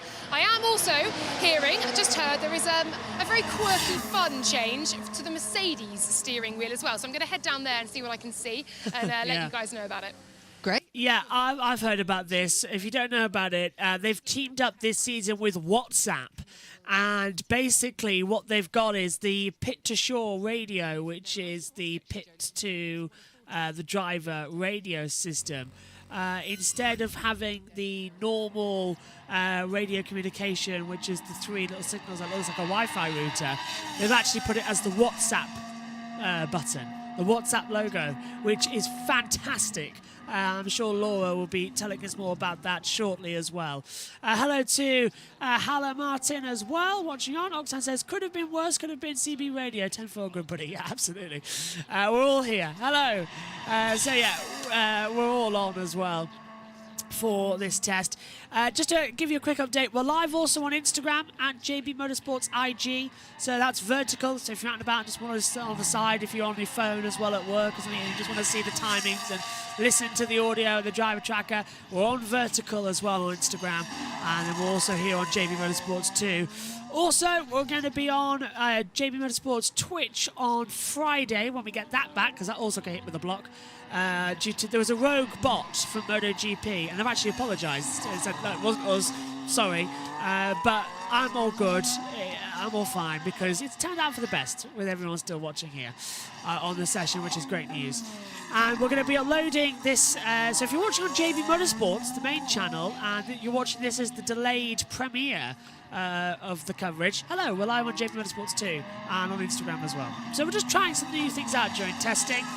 And we're just waiting as well for some other people to join the comms box. But I've had 6 days of MotoGP testing going solo, so I'm fine for now. Bottas in the first sector was down as well. He was a 30.279. Second sector is a 40.852. I'm also taking a look. We're at 99. No, we're at 100. Hey, JB Motorsports 2 is at 100 subscribers. Thank you, everybody. That's brilliant. I know on the main channel we're at 4,500 subscribers. But honestly, for JB Motorsports 2 to hit 100, that's brilliant, because 3 years ago on the main channel we hit 100 subscribers as well during F1 testing. So that means a lot to have that. Something good. 101. Brilliant. Oh, brilliant, guys. Thank you very much. Anyway, let's throw it back over to the pits and with Rachel as well in the comms box. It was Barcelona, which was a more physical circuit than Bahrain. But I think the most laps I would have done in a day one of Barcelona must have been about 80 laps on a good day. And that it just shows how testing's come on. Last year, Max did 160 laps on day one of testing. And yeah, your neck would take the brunt. Straight to the physio. Yeah, exactly. Yeah. A nice rub down at the end of the day. Make sure you're loose, because sometimes you'll be back in the car the next day as well. It comes really thick and fast, and you can't afford to not be on top of your game when you only get a day and a half in the car before the season. But the reliability has come on so much that well, big snap from Albon once again in the Williams. They could do 3 race distances today, and so you've got to be fit enough to do that. It's difficult to replicate the strain of a Formula 1 car in the gym, but it's your neck and your core muscles that are the classic ones.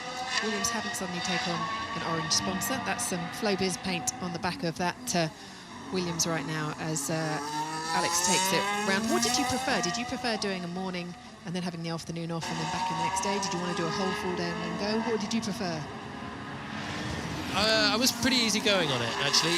There's benefits to both. So today we've got only Max and George Russell in the cars for the whole day. Everyone else has split it, and that is keeping a bit of freshness of the drivers as well, because if you're doing 3 race distances, it can take its toll on you a little bit. It allows both drivers to get a feel of the car on each day if there's upgrades coming as well. So there's benefits to that. But then you potentially lose a bit of time around lunch, changing settings and seat and some technical changes on the car basically to accommodate the other drivers. So I was pretty easy going. I was an easygoing driver, Rachel. You're very easy to interview as well. Always a pleasure. I don't think everyone said that. Actually, Laura was down at Williams, wasn't she? They were looking at that DRS, so he's just opened it there.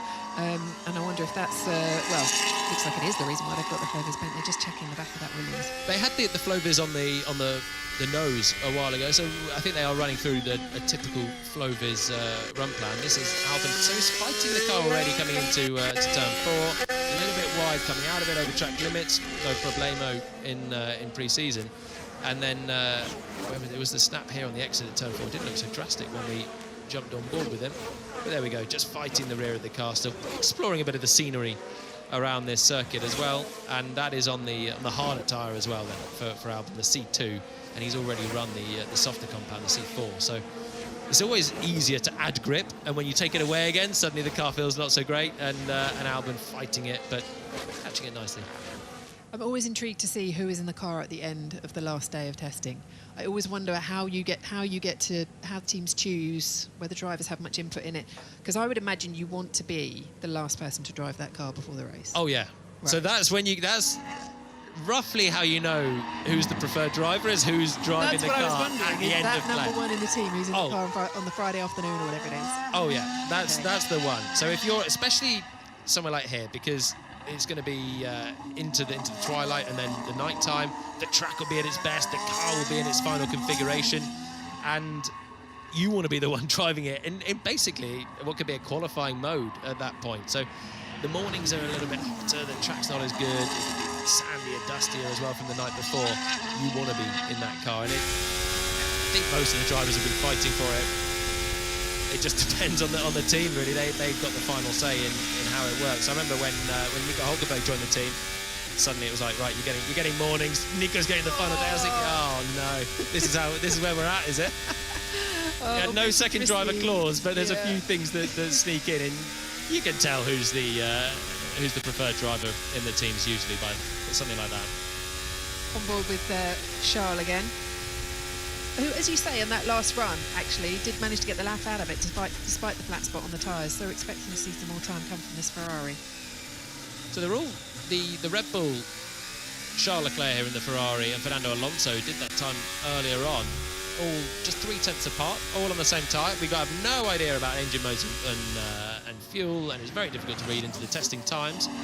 But they've all been on the same tyre, sitting around a similar lap time. And Leclerc's thrown a few sets of this medium tyre at it, and he looks like he's done some level of performance style running in terms of a very slow outlap when Ant was out there at turn 2. He was crawling past, coming out of the pits, really trying to prepare the tyres, and that signals that he wants to get them perfect for the first lap and maximise it, as is the way that he's been driving. Let's have a look at this replay down towards turn 8.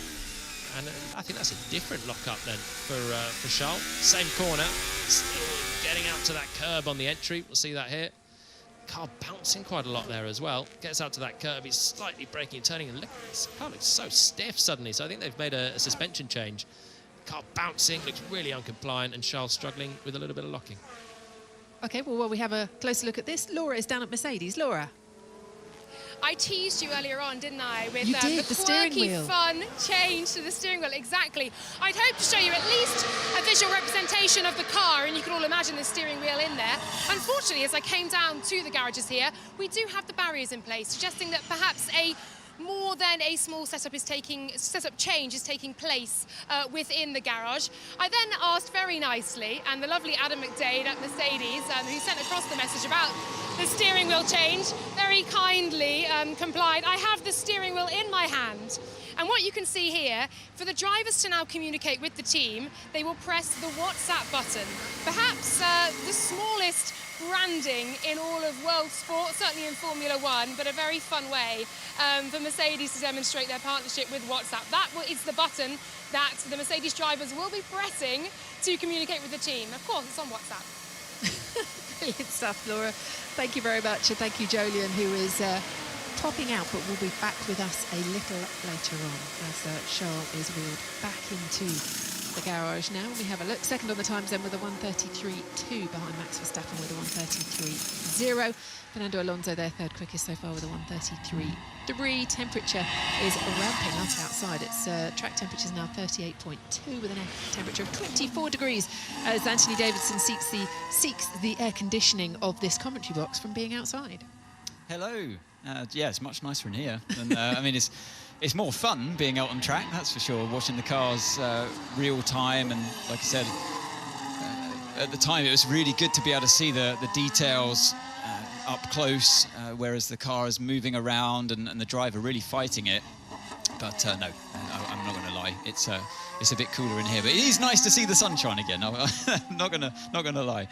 One of my highlights though from testing is going out trackside with you, and when you watch the cars and you can see how difficult some of them are to handle, you can see how easy some of them are, how compliant they are out on track, and just having you talk through what we're seeing with our eyes is always one of the highlights of testing. You must still enjoy actually watching them, or is it hard not being in it? No, I do. I love watching it, actually. No, I mean, there's very little desire, actually, thankfully, from my side to get into the cars, because I know I wouldn't do them justice anymore. So it's, you know, we're trained athletes to be at your best and to get the best out of the car at all times, and you know, if as soon as you step away for too long, then and Formula One just keeps evolving all the time. You know, if you jumped in, you wouldn't do the machinery justice anyway, so that you lack that desire then, therefore, to get in, as we see that lock up from Bottas into turn 1. This is what I was talking about when I was down there.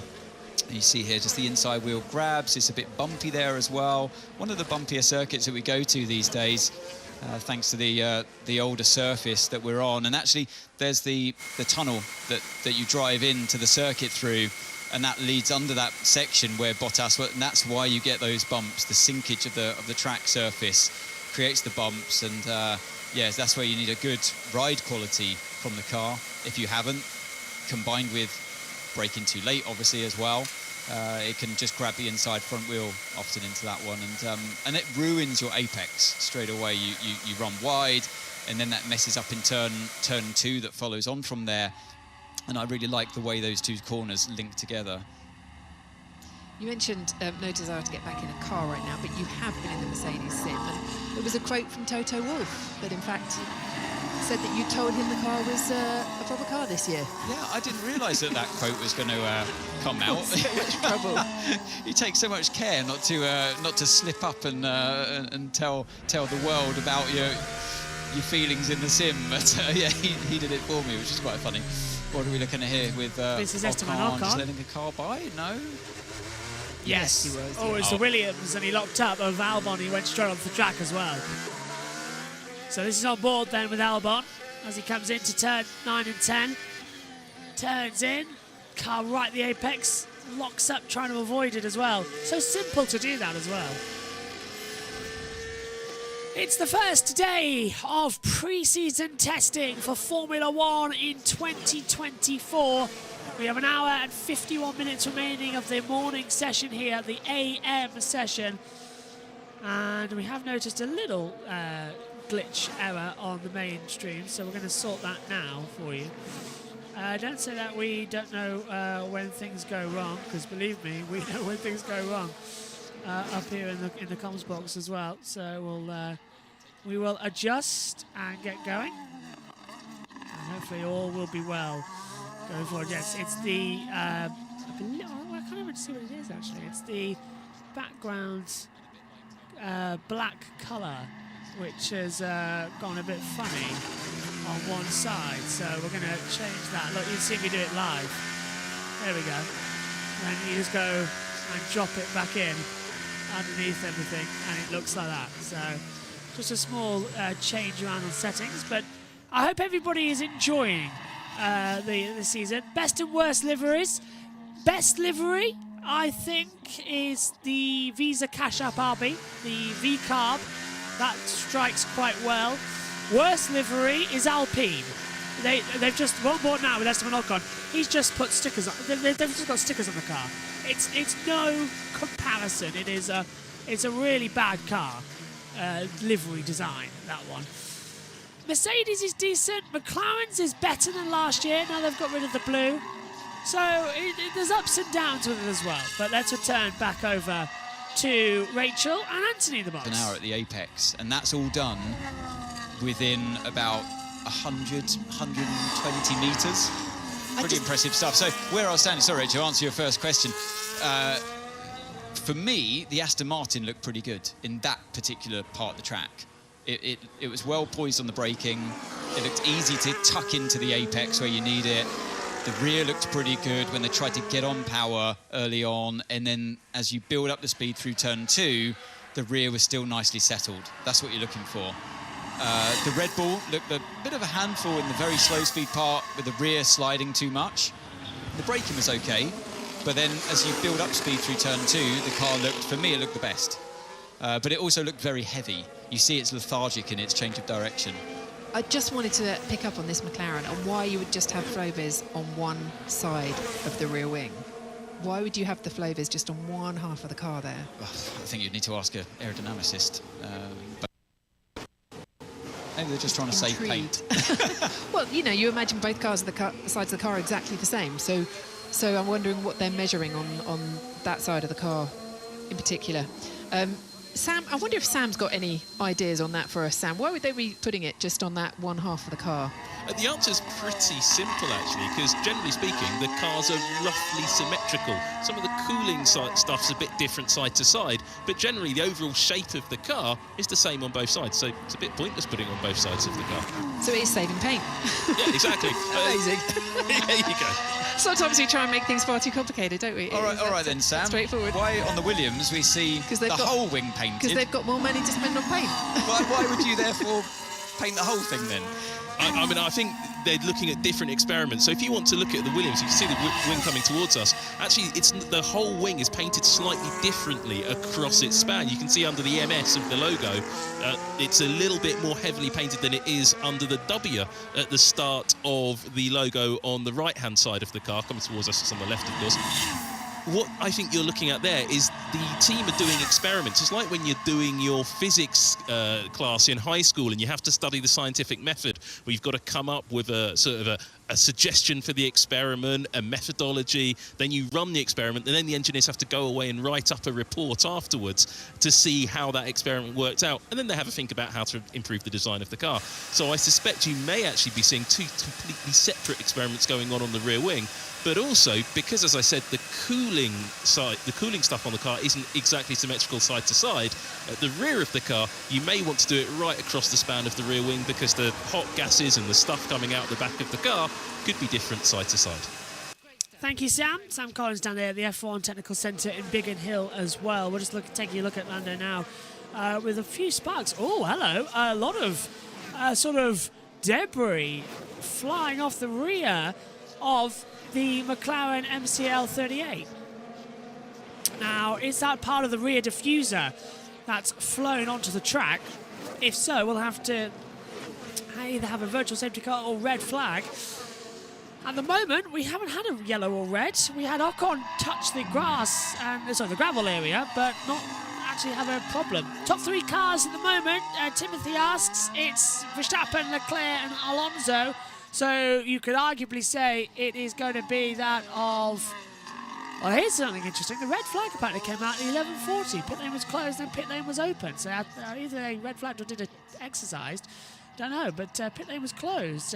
That's come up on the race control messages now on the chat. That's interesting. You could argue that the top three teams at the moment, Verstappen, Leclerc and Alonso, going into the mix. So that's how it's happening right now. We'll board with Fernando Alonso. You can see his speed and map positioning on the driver tracker in front of you and on race control as well. He's not activating DRS, but he's braking into the last corner at turn 14 and gives it a little bit of welly coming out of it as well. And Alonso stays on a 1:33.385, so off the pace, but doing a lot better at the moment. Three cars out on the track. Aston Martin with Alonso, Alpine with Ocon, Williams with Albon. It's Verstappen with the fastest time with a 1:33.065. In this first practice session of pre-season testing, day one morning session, the AM time coming in, and a lot of action, anticipation, and I don't want to say it, but waiting around is very much going to be an exciting test. Let's return to Ant and Rachel in the F1 TV comms box. Important. Let's see what Red Bull do.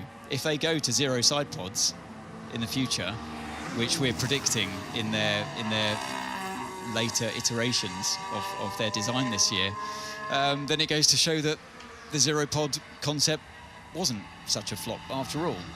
It's just a different solution to cooling. Well, the floor is, without doubt, I mean, the biggest area of development on these cars, and you try and keep it secret unless you crash in Monaco and your car is craned for the whole world to see and everyone gets to see the underside. But then it's still secret because nobody knows the different layers of carbon that you're using and the way that the floor can potentially move around as well within all those shapes, the different types of carbon and strengths of carbon that are used within the floor. That's the magic. Different strength will give you different airflow, will give you different...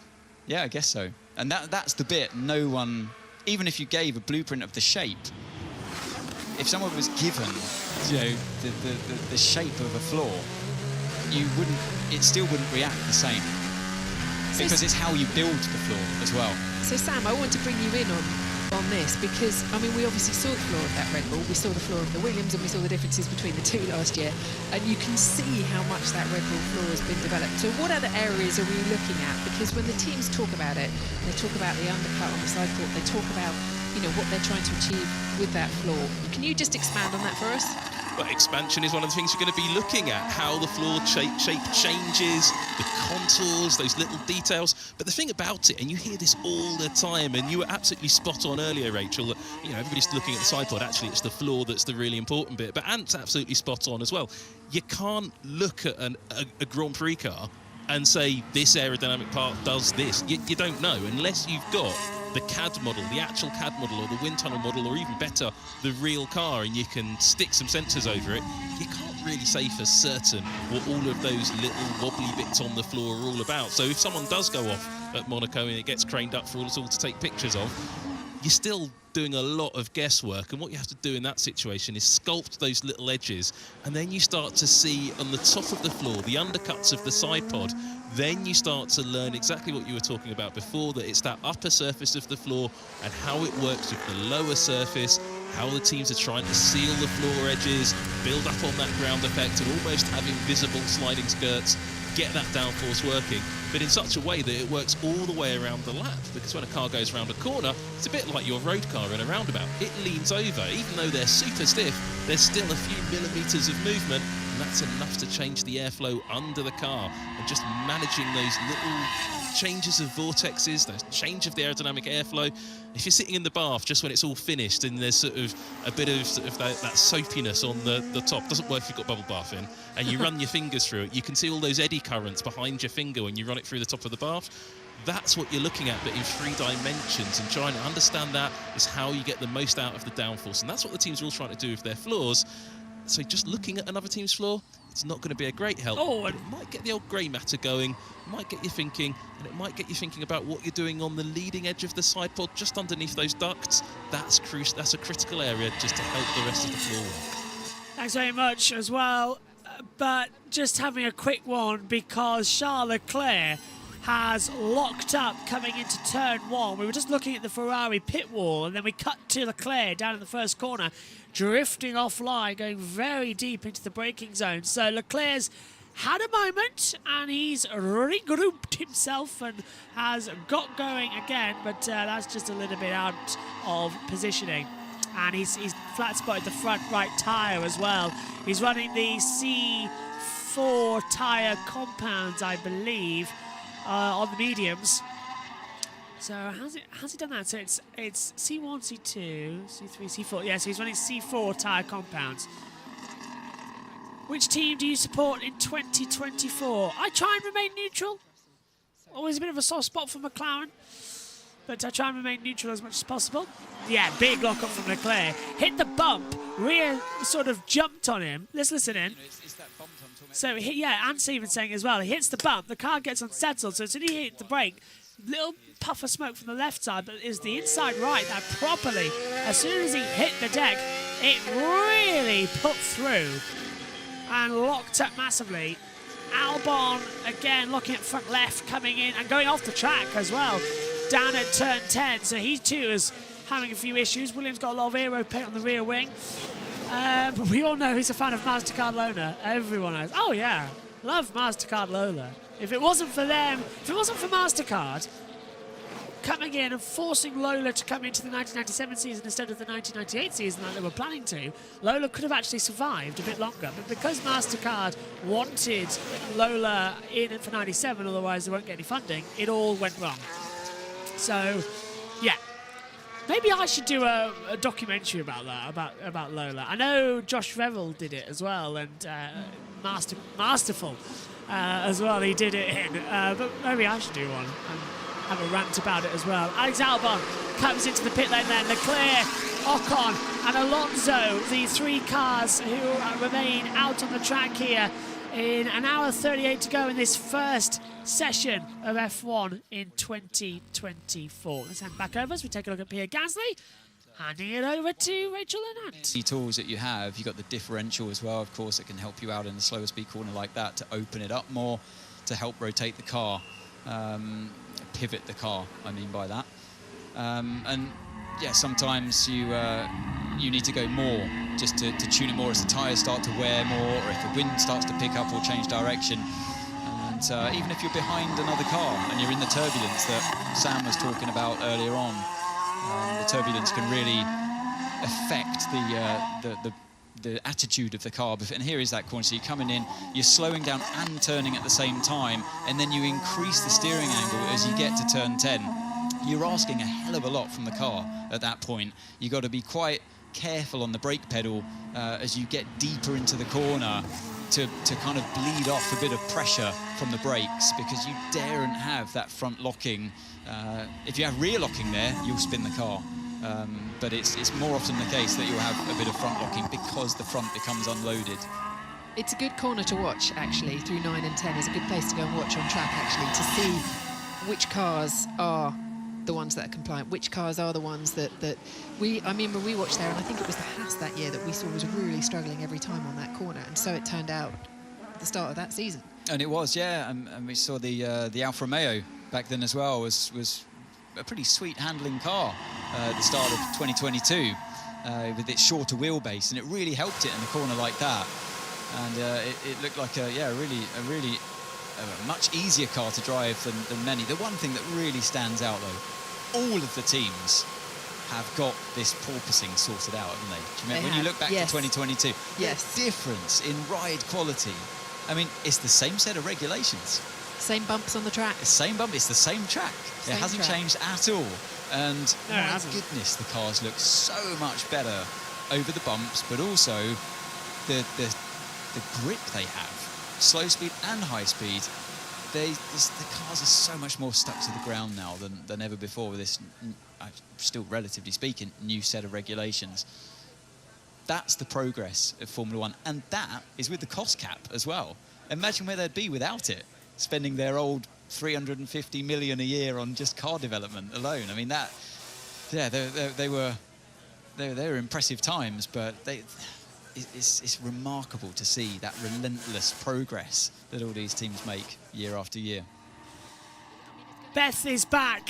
Beth, thank you very much for making the trip over from JB1 to JB2 for this test. I know you've always got them on, so I'm subscribed to both, and it's a pleasure to see you again after a couple of months off as well. So Beth asking, was the Williams non-launch was deliberately strategic, or were they running behind? Well, we saw the livery, didn't we? I think the car here looks great. The Williams car here looks absolutely fantastic. Bit of a platypus nose as well. I think when Megan gets to the commentary box later on, she's going to be calling it Perry the Platypus. But I think they were running slightly behind with development, and they hadn't got the whole car together yet. But I think this year, what I'm noticing this year, the cars are a lot more sleeker, which I didn't think would be possible. But they are a little bit more back to basics, a little more sleek, and hopefully running a lot closer. I know you look at the timing screen and go, oh, well, Verstappen's ahead by a 10.5, but no, that's testing. I would believe it when we get to day 3, the last test. That's when we'll see some proper differences. Leclerc, though, on a longer run, he's on those tyres and having a proper run in it. So he's on race run simulation for Charles Leclerc with an hour 34 to go in this morning session. Bethel's saying, and I see Red Bull has the same blanking plate over the nose as it didn't launch. What do you make of that? Yeah, bizarre, that front wing at Red Bull. I've got information that we are going to have Red Bull very much ease themselves into day one, and then later on in the afternoon session they'll switch it and they'll be on the full 24 car. But as Ant said as well, a second ago with the side pods, they're going to start slowly unveiling the full car throughout this test. And then by the time we get to race 1 in a week's time, which is on a Saturday, remember everybody, bang, it'll be fine. We'll all go for it. It's going to be absolutely fantastic. So it's going to be good. Let's hand back over to Rachel and Ant as Leclerc. Actually, let's see out Leclerc's lap, because he's at 10:13 and he's on a race run. So I want to see what the difference is between it. Good to see you too, Beth, for another year. Good to see you again. I can't wait. Was it our 4th year now in the comms box? It's going to be fun. So nice to see you as well. Hopefully you had a lovely summer over there, of course, in Australia. Leclerc across the line, and it's 1 second off the pace. So the race run, 1:34.161, isn't actually as bad as I believed it would be, which is very decent for Charles. We'll keep an eye on his times throughout, and we'll open up the battle screen to do that and hand over to Rachel and Ant. We'll be able to, no doubt, go into more detailed analysis. Take it away, Sam. Absolutely right, Anne. It is all about aerodynamics, but there are some mechanical considerations as well. Red Bull, Max Verstappen, you see him sitting in his garage there getting ready to go out for a run.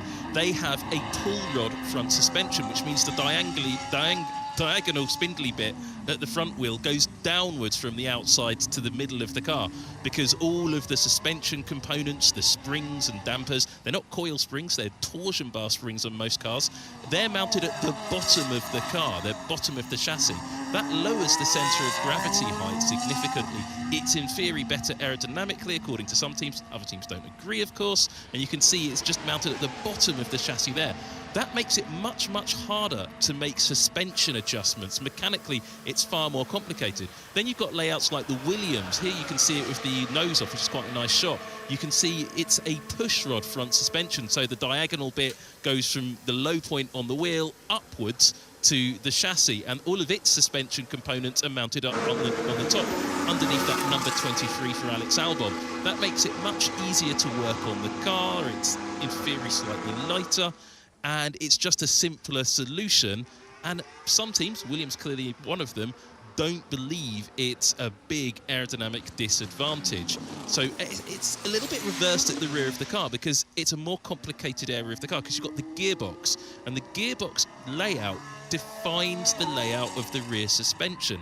And actually, not every team makes its own gearbox. So Red Bull, for example, does make its own gearbox, but they also supply that gearbox to the RB team. So the RB team has to use the same layout as Red Bull. Mercedes, they supply gearboxes to Aston Martin, to Williams, and they have to use the Mercedes layout, whichever Mercedes choose. Ferrari, though, the rear of their car, they've decided to go quite a different way to everybody else, and they've stuck with the opposite design to everybody else. They've gone for a pull rod rear suspension, and the Haas have to use that as well. The Kick Sauber team, they make their own gearbox now as they get ready to be turned into Audi, and so they've gone for the same route as everybody else, including Red Bull, which is the push rod rear, because that gives you a little bit more space for the diffuser and rear aerodynamics, at least in theory. So it's all about the mechanical gubbinses of the car, but actually aerodynamics is king of everything in reality. Isn't it just? Thank you very much, Sam. Kind of like what I said, but better. I mean, I didn't want to say, but yes. Max Verstappen is back out again on those yellow marked C3 tyre. Three tyres. Yeah. Sorry, C3. Sorry, 4 is the C4 is the red tyre. So that's going to be our softest tyre that we have next week. Danny Ricciardo and Yuki Tsunoda. I'm going to struggle calling them RB, because that's what I get called, because they're my initials. Oh, of course. So I get called RB all the time, so now I'm getting really confused. You're going to be looking around over your shoulder all the time. I'm doing that all the time. So I hope they have a good season. Otherwise, it could be quite awkward for me. It'll look good on your CV. Great on my CV. Talking of somebody who's got a great CV, Ted Kravitz. He's down in the pit lane for us at the moment. Ted. Thank you, Rachel. Hello, Rach. Hello, Ant. Hello, everybody. Again from the pit lane. Yes, Rachel, both you and in Formula One at least, Rubens Barrichello, Ross Brawn and Ruth Buscombe also have those issues with RB. But yeah, RB's fine for the rest of us. Right, talking about suspension. Sorry I've been away, by the way. I've been recording a bit for this evening's testing notebook, where I tried to sum up everything that's happened in Formula One over the winter in 60 seconds. And Rachel, do you think I managed it?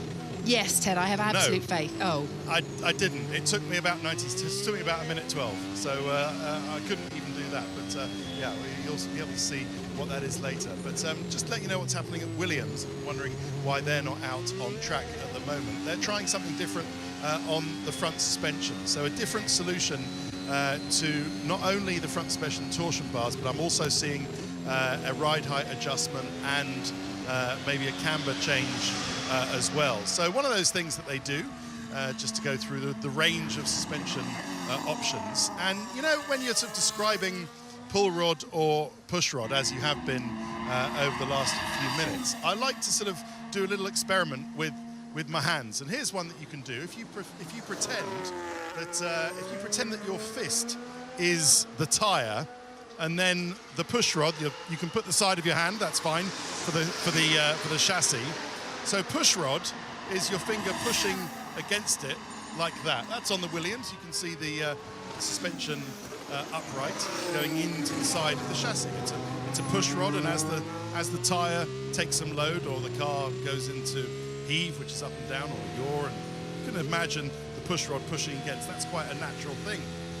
Invert it, that's the tyre, and that's the pull rod, and imagine the pull rod being pulled out. Then it's being pulled out by the rocker and the suspension arm insides from underneath. It feels a little bit different. It feels sort of physically, kinematically, if you want to say that, a little bit not what you would normally do with a suspension arm, having it pull out something from the chassis, almost that it's going to pull out the bit itself and separate the wheel from the chassis. It doesn't happen, of course, but yeah, as you've been saying, it's mainly aerodynamic rather than kinematic, because they sort of do the same things, and Williams have decided to go push rod at the front, and I believe they have kept with push rod. They've gone to push rod at the back, albeit a very narrow angle, as you were saying, because Mercedes have gone that way through, and they use a Mercedes gearbox. So yeah, I'll leave you to some images of the front of the Williams, and quite detailed changes that are going on. By the way, Rachel and Anthony, have you had a word about the fat noses? I just went past Alpine, and their nose is really, really rotund, isn't it? Really wide, really flat, really fat. And this Williams is actually quite a sort of fat nose as well. I will get to the bottom between now and the end of testing of exactly why that is, why we're seeing none of the slim noses that we saw last year. Great. I look forward to it, Ted. I would say, actually, on the Aston Martin as well, they have the colouring, the green colouring on the nose, and then at the bottom, it's back to carbon fibre. Oh, and right. it's in the way, and it's shaped in the way that some, and you won't understand this, but some dresses are, in that you have a panel down the middle that's a light colour, and down the sides you have black, and it gives you gives you a slimmer silhouette, and it feels like that's what's been done on the Aston Martin. When you look at the nose of the Aston Martin, it has a slimmer silhouette, but actually when you look at it closely in the light, you will see it's just as wide and fat as everyone else's. Very well described. Yeah, it makes complete sense. And I mean, it's not just about the saving of weight, is it? You know, with all the extra carbon fibre panels and areas that we're seeing on these cars, as they still struggle to meet the weight limits that's quite aggressively set, I must say, by the FIA within the regulations, and that's why we see so much black area on the cars. It's just carbon fibre. They really can't afford to put the paint on in literal terms, of course, but in terms of weight, it is a currency to them. But these cars are the heaviest they'll be all season, though, right now, aren't they, at testing? I mean, they will find ways where they lose weight throughout the rest of the car, and the paint will come on towards the end. They will be more colourful by the end of the season. I hope so. I hope so, because I think it's you know, quite a serious issue. I think for the fans, they like seeing the differences between the cars' liveries, and we don't want to see the cars mostly painted black. We want to see them have their own identity.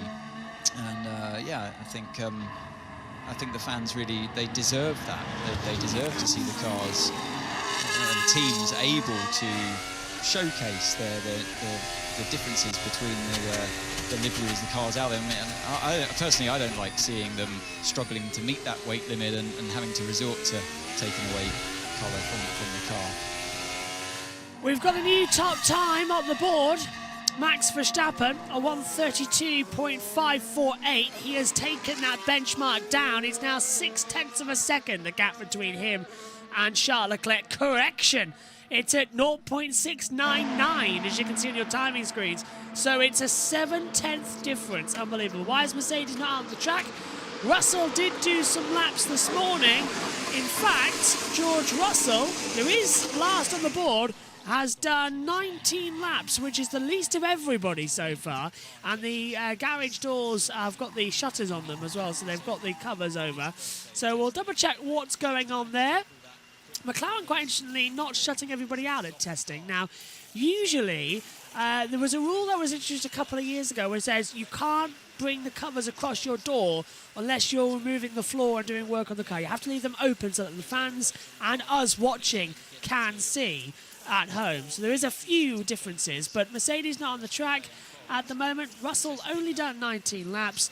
I believe they're doing some setup changes as well to go in later on. But right now, track temperature at 23. Well, track temperature is at 38.7, air temperature 23.9. So it's not the best running conditions, but we'll see what they get because the tyres will get chewed up, of course, at this stage. But as soon as Russell comes out on the track, we'll see it on the driver track and we'll be able to understand exactly where he's going to go. Alonso out there, followed by Ocon, and then Verstappen is coming in towards turns 9 and 10 at the moment. So he is circulating and following and moving along swiftly as well. So 1 hour 22 to go. We'll hand back over to the world feed. As that continues to rubber in today, the circuit will improve in speed, but then it starts to get hotter. And the wind usually picks up here more in the afternoon as well. And that diminishes the progression of the track that it naturally would get. If it just stayed stable temperatures and wind condition, you'd just see the lap times on a nice plot on the graphs getting faster and faster and faster. The car would feel nicer and nicer. No matter what you did to it, you'd be saying, yeah, that setup change is better. Oh yeah, even this one, that's another improvement again.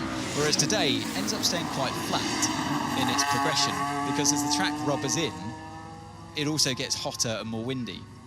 But then it gets cooler because we're running until 7 o'clock tonight. So do you not cover most of the conditions you'll face across the season apart from rain? Exactly. So later on, it'll have, you know, the race takes part in the dark here. So we're dusk to dark. So the track continues to get faster and faster, and that's what they're going to experience later on today. But tomorrow morning, when they hit the track at the same time they did today, it's going to feel much improved from how they end today. And it's very easy, therefore, to start getting lost in what setup changes have a bigger influence in terms of a positive change or a negative change. Sometimes you put something on the car and you try. Oh, Max is going to do a practice start. Now this will be fun because look at his telemetry data, we'll be able to see it. So he's number 1 and he's going to do a practice start, ready? So builds up the revs, put it about 12,000 RPM, drop the clutch. Not a good start at all from Verstappen, you can see it. And he's backed off immediately coming out of the pit lane as well. And even on the map you could see. Not a good start at all there for Max. Out of 10, I'd rate that about a 4. That Red Bull needs to have a bit of a practice start go around. Much worse. Or at best, it was a transparent change. And I used to love that in my testing days. Really having to. You used to love getting lost? No, just having to stay disciplined and having to stay honest with what setup change was genuinely better or worse, and going through it very scientifically. Well, no, and your driving has to stay consistent as well. So getting yourself up to speed as a driver is super important, and they will be dialing themselves in a lot of the time through this first day. It takes longer than you think actually to get right up to speed, where you can slap a new set of tyres on and nail it every time within a couple of tenths of each other. So you need the consistency from your driving. That's where better drivers out there will be an advantage, because you can start working through the testing program more methodically and accurately, more importantly, than other drivers that are taking longer to get up to speed. And that's what I like to see, the skill of the driver really coming into it. Just having a look at the Red Bull rear wing as part of their upgrades this year, which kind of surprised everybody. The last team to launch, weren't they, as well? The last team to show off what they were bringing, and then everybody was surprised, which, as we were talking to Jolien about earlier on, it's great to see them still innovating despite dominating last year, despite walking away with the championship with more than double the points over their nearest rival in the constructors, and Max winning it so easily. They are still innovating. And you look at that car coming towards you down that main straight, it's just straight as a dart, isn't it? It does not move. They've completely mastered the attitude of the car. Look at it, absolutely stiff. That's what you want for the aerodynamics. You don't want it to be diving around or bouncing and porpoising. And even the Red Bull in 2022, we were raving about its ride quality, but wow, it looks so stuck down now. Even in the straight line, it's so smooth the way it rides the bumps. Very impressive. When you think, I mean, it's like almost like looking at an active ride car, the active ride suspension. It's like it's got this. These fancy road cars you get today with air suspension and active ride. It looks like one of those coming towards you, not a car that should be heavily influenced by, you know, in a mechanical sense, the bumps on the track. It's masterful how they've managed to make it look so well poised there. Because you watch any other category of racing that comes here, so I come here for the World Endurance Championship, for example. It's the last race of last year, and the cars buckaroo and bounce all the way down the straight, and it really highlights this track for what it is. It is a bumpy racetrack. But the Red Bull making it look not so. At this point, yeah. Verstappen across the line then on a race run simulation and does a 1:36.599. His best lap is a 1:32.548. So not too shabby. Ocon's got DRS behind him through turns 1 and 2 as well. So as Danny Ricciardo's on the RB pit wall. And looks like as well, Laurent Mekies, who's the now team principal of Visa Cash App RB, is keeping his eye on his old Ferrari team and also on that of McLaren of Piastri. Interesting. Oh, and well, he's got one eye on Tsunoda, one eye on Leclerc. Interesting. So we look at the airflow paint coming up on Yuki Tsunoda. The entire front wing has been covered with the aero paint. It's gone into the suspension, into the aero ducts as well, and just trying to make sure that it's all, I don't want to say okay, but it's interesting to look at, I think is the key factor there. So it's a nice early start here. And what is the local time over there? 11:41 was it there, so it's coming up to lunchtime. Hour 16. It's an hour break. We will be live in the afternoon on JB Motorsports 2 on Instagram. And then everything will be uploaded on JB Motorsports itself as well. So if you're here, we'll create the stream just after this first one. And we'll be live, ready to go for the next session. So if you're watching here, we'll be live for the PM session on JB Motorsports 2. Let's hand back over. Different front wing to a race last year, and going up to it and looking at the changes that were so minute but had such an impact on the airflow on the car. Absolutely, and again, you know, it's no fluke that or coincidence that they've heavily painted the suspension as well at the front of the car. That's nothing to do with mechanical grip or balance, pure aerodynamics. And that's the car I was talking about a little earlier on that had the new floor towards the end of last season and saw some real improvements from it. Okay, so back to what we were talking about in testing then. Wasn't in your day, you didn't get to run an afternoon session or maybe the last one in the car? Well, we had no simulation. We had no driver simulators when I was racing. So that's another thing that's really improved. It was tough in your day, wasn't it? It was much harder in your day. Well, I mean, physically, yeah, because we were doing about 15,000 kilometres of testing. Was it unlimited? I think it wasn't, you know. We had a whole separate testing team within the team itself. We're going to see probably running wide in turn 4. Should be, the wind is on your side actually turning into that corner, but you go through the crosswind as you go through it, and so they're turning in with pretty good grip, and it's probably disappearing a bit as they go through the corner. It's a very tricky corner, turn 4. Very, very tricky, because it dips down, it's cambered, not in your favour, so negative camber, so it catches the car quite awkwardly on the exit, and it's either the rear trying to let go or the front pushes on. But yeah, things start to get a bit easier after that, and the higher speed of 6 and 7. And here's Oscar Piastri into the final corner. I always get beaten up for this in the simulator when I refer to turn 14 as a final corner, because there are 15 corners. You just don't consider 15 as a corner, so... Not really. It can catch you out if you haven't prepared 14 properly. Well, George Russell is out. Mercedes say just been doing some usual testing changes. That's why he was in the garage for so long. So the only car still in the pit lane right now is Kevin Magnussen for Haas, and Ted's down there for us, Ted. Thank you, Rachel. Yes, so nothing to worry about, say, Mercedes. I can tell you that I was about to call them Alfa Romeo. Sauber have just made a nose and front wing change to Valtteri Bottas. So he's just trying a different spec front wing and nose cone on his run that you're seeing at the moment on the timing. And at Haas, it seems to be some sort of fuel system related issue that they've been trying to figure out. So if you can see this mechanic with his arm buried deep into the fuel area, I don't know if it's actually in the fuel tank itself or just in the sort of area around it. That seems to be the issue that they've been grappling with. So, unlike Mercedes, who've already had the filming day yesterday and are just making the usual testing changes, this does seem to be something that's gone slightly wrong and that they need to fix. Now, of course, I know it's a truism, but it's worth repeating. When each driver has only got a day and a half, and the team themselves have only got 3 days to sort their cars out before the start of the season, and that's it. To gather all the data they need for the driver to get all the practice he needs, and for them to work on reliability, having, what's this, the second little reliability issue of the day after the rate came off. I suppose they can't really call that a reliability issue, but it stopped them anyway. For Haas, isn't the greatest start to testing so far, but this has kept them in the garage. There's the new boss, Ao Komatsu, on the right-hand side, as we look at it. So this has kept them in the garage for, what has it been, half an hour, I think? Rachel, probably half an hour, 40 minutes, something something like that. Like 32 laps. Just about. Yeah, they've got on the board. Yeah. Looks like they're just about done with the repair.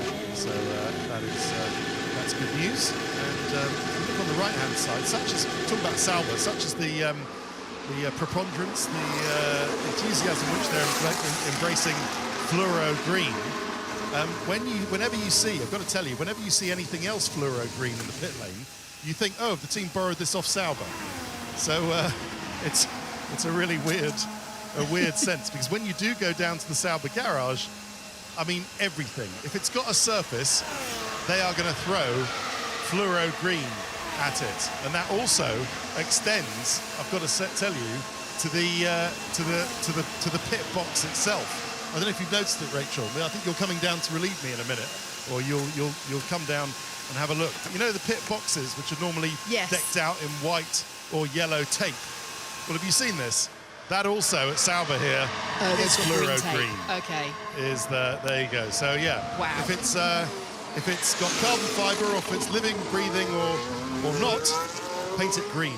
That's the philosophy down here at Sauber. Well, Ted, you're looking very well next to the green. You can actually, I think you can probably carry. Oh, I'm not sure actually. I was going to say you can carry it off. It's a very difficult green to carry off. Thank you very much, Ted. Could use that as a green screen, couldn't he? Put him anywhere. You could actually. That's a very good point. Stand in front of it, and he could be anywhere in the world. But he is in fact at the Sauber garage. This is Fernando Alonso in the Aston Martin on track right now, and currently third fastest with a 1:33.3, some 8/10 behind the lap Max Verstappen has put on the board, which was a 1:32 a little earlier actually. He broke the 1:32, so Fernando going around now. Some good mileage, 51 laps for the Aston Martin, the most of any team so far today. Yeah, it's looked good in terms of reliability. It's looked good when I was out on the circuit earlier on. I still think it was at that particular time the best car through turn one. He could get the car turned very nicely. The rear looked good as he started to get on power.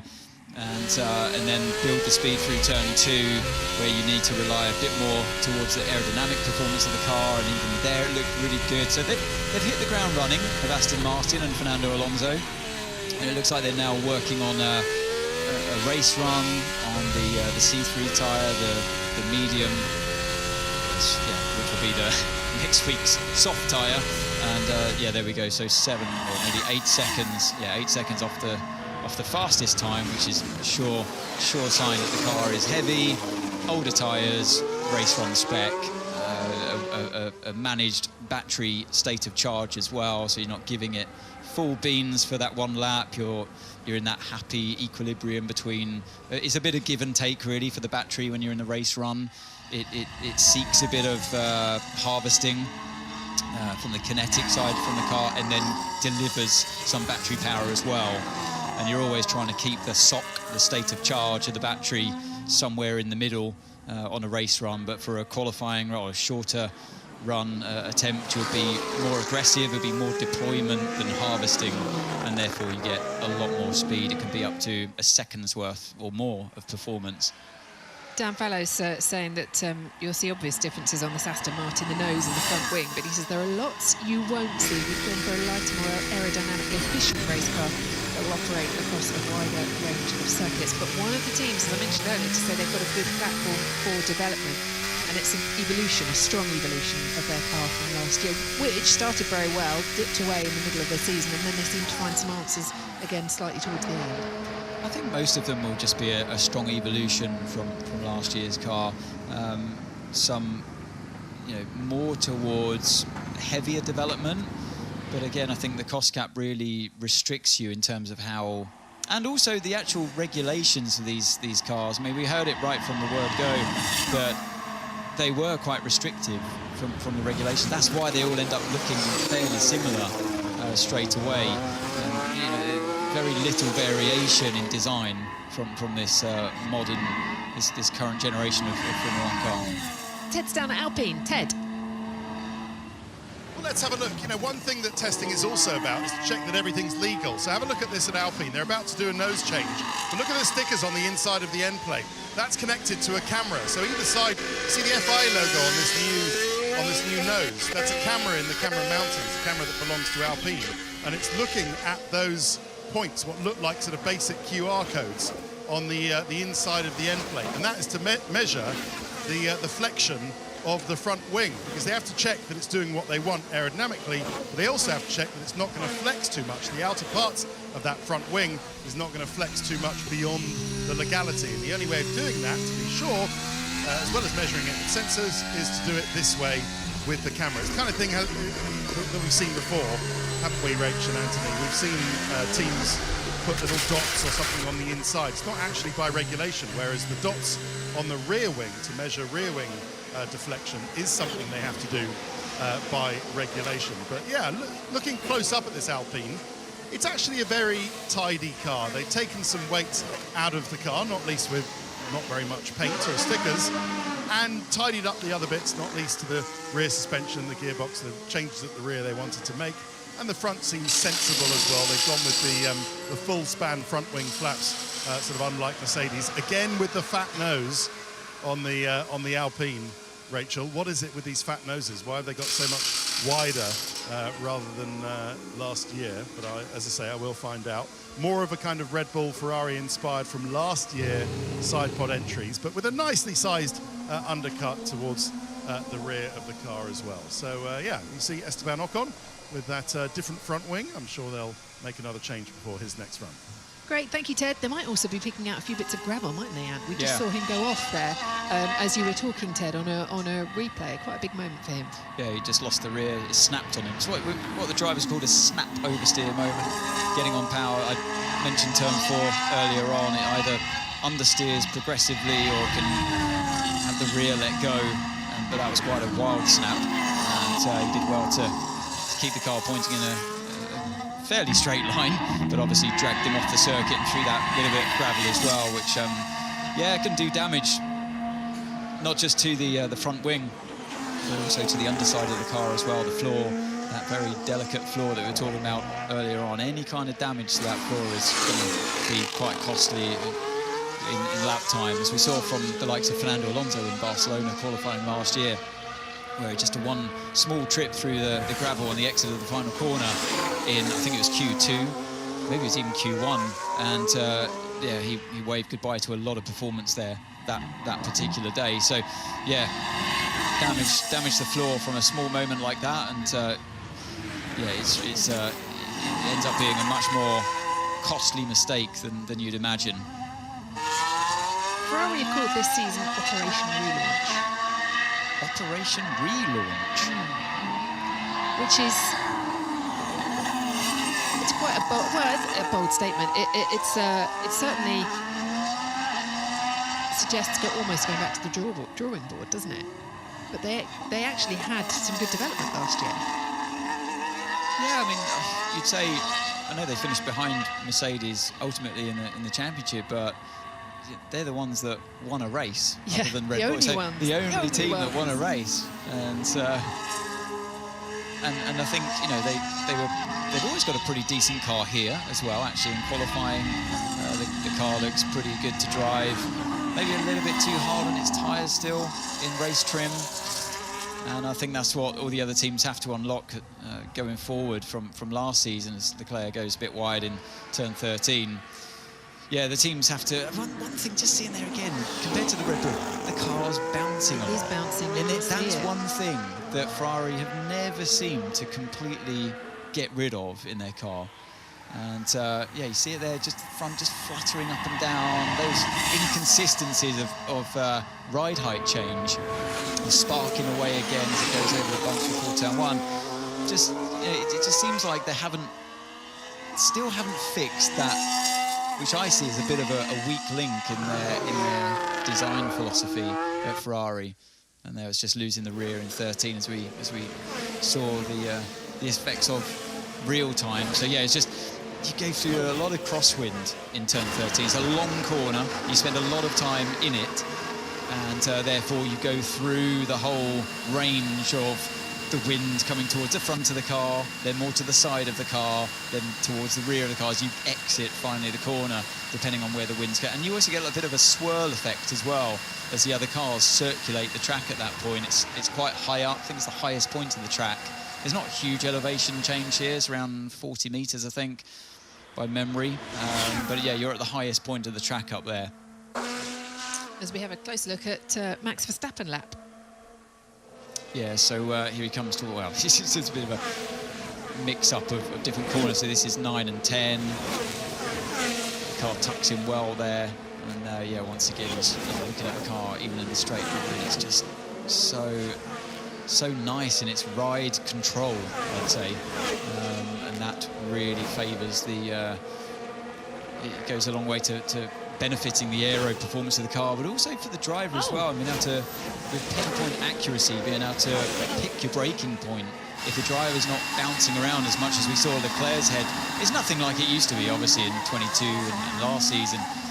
But it's you know, if you can give the driver a bit more comfort as well, you will unlock more performance from them, not just from the car. That's got to be the most valuable notebook in the paddock, hasn't it, that notebook? Adrian Newey watching on. Adrian Newey's arm there. Yeah, what other team love would to see give what's to in that notebook. I nick probably that wouldn't book. understand any of it, but I would love to see what's in that notebook. Right, that isn't...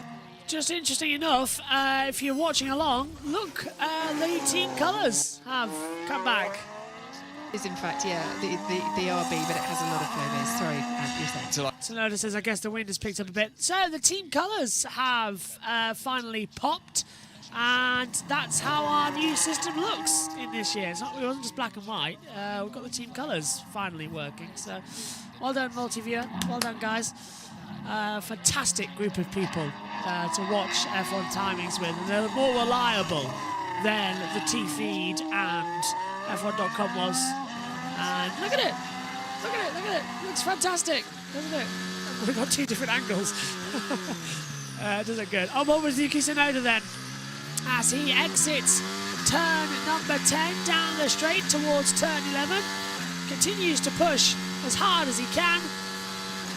Lifts off, turns in, gradually puts the power back down. Does look good. Very nice setup he's got running right now. Let's hand back over. Yeah, so I'm going to have to change my style a bit, learn where to brake a bit earlier or later for different corners and what that's going to do to the balance of the car. I literally wrote down at 10 past 11, winds headwind into turn 1. And within an hour and a half, or just over an hour and a half, that's changed into more of a crosswind across there. But this is one of those tracks, and as I was saying, you actually can see the flags pointing in one direction at one end and in a different direction at the other end, which is not helpful at the end of a straight, which is not helpful. There is that flag. There is that flag. Sits on top of the tower, and yeah, so from the pit lane, the drivers will be able to just look out, have a look up there, and you can see straight away. And it looks like, yeah, still a bit of a headwind into turn 1. I mean, you can see how fierce it is as well. Actually, when I was standing down there, it didn't. Yeah, the trees flapping around in the wind. It didn't feel as bad as that. So yeah, Yuki's right. He's felt it in the car, and his engineer has confirmed it. Don't stand near a car in the pit lane, by the way, when it comes out with Flovers paint on. Someone's got to. I've got some trainers at home that are splattered. Yeah, someone's got a tough job there to clean that up. That's going to be a lot of effort this afternoon. As we mentioned earlier, actually, we have got guests coming in as well. Felipe Dragovic will be talking to us. We'll have us hear from Pat Fry, Pat Simmons, James Bowles and James Key today as well throughout the rest of this first day of pre-season testing. Max Verstappen then still topping the times with a 1:32.5. Charles Leclerc, second quickest so far with a 1:33. But laps on the board count around here, and it's the most for Fernando Alonso, third quickest, but 55 laps in the count so far in the Aston Martin. And George Russell just 24. Right, this car, the Haas, Kevin Magnussen, hasn't looked brilliant so far. When I was standing down there at turn 1, it looked like the most tricky car to navigate through that part of the circuit. So, yeah, keen to ride on board and stay with him here through turn 13. He comes, picks up a bit of understeer in the mid-corner, that one. The rear not quite there for him as he tries to apply the power, just stepping out ever so slightly, and that takes away a bit of confidence from inside the cockpit, rolls the car into the final corner, turn 14, even though there were 15 of them. And looked like a little bit of a better balance there. He didn't really push the apex too much, or the braking zone too much, I should say. You can hear the harvesting of the engine, the kinetic just doing its thing before he even comes to the braking point. Turn 1, can't really pinch it as tight. This is what I was seeing when I was down it. He couldn't really pinch the car as tight as he'd want to through the apex of 1, and he's picking up a bit of understeer, which then compromises the line through turn 2. Turn 4, waiting for the front, waiting for the front. The rear seems okay on the exit there, but he had to wait for it. He didn't have the full confidence, and again, really taking it quite slowly through turn 6 and 7. The understeer picking up again. He's locked up into turn 8, and the driver on his outside. Is that Aston Martin? No, it was George Russell actually in the Mercedes. Probably wondering, why are you so close to me on the exit? He wouldn't have seen the lockup necessarily. So yeah, it still looks a bit of a handful, having ridden a whole lap now on board with Magnussen.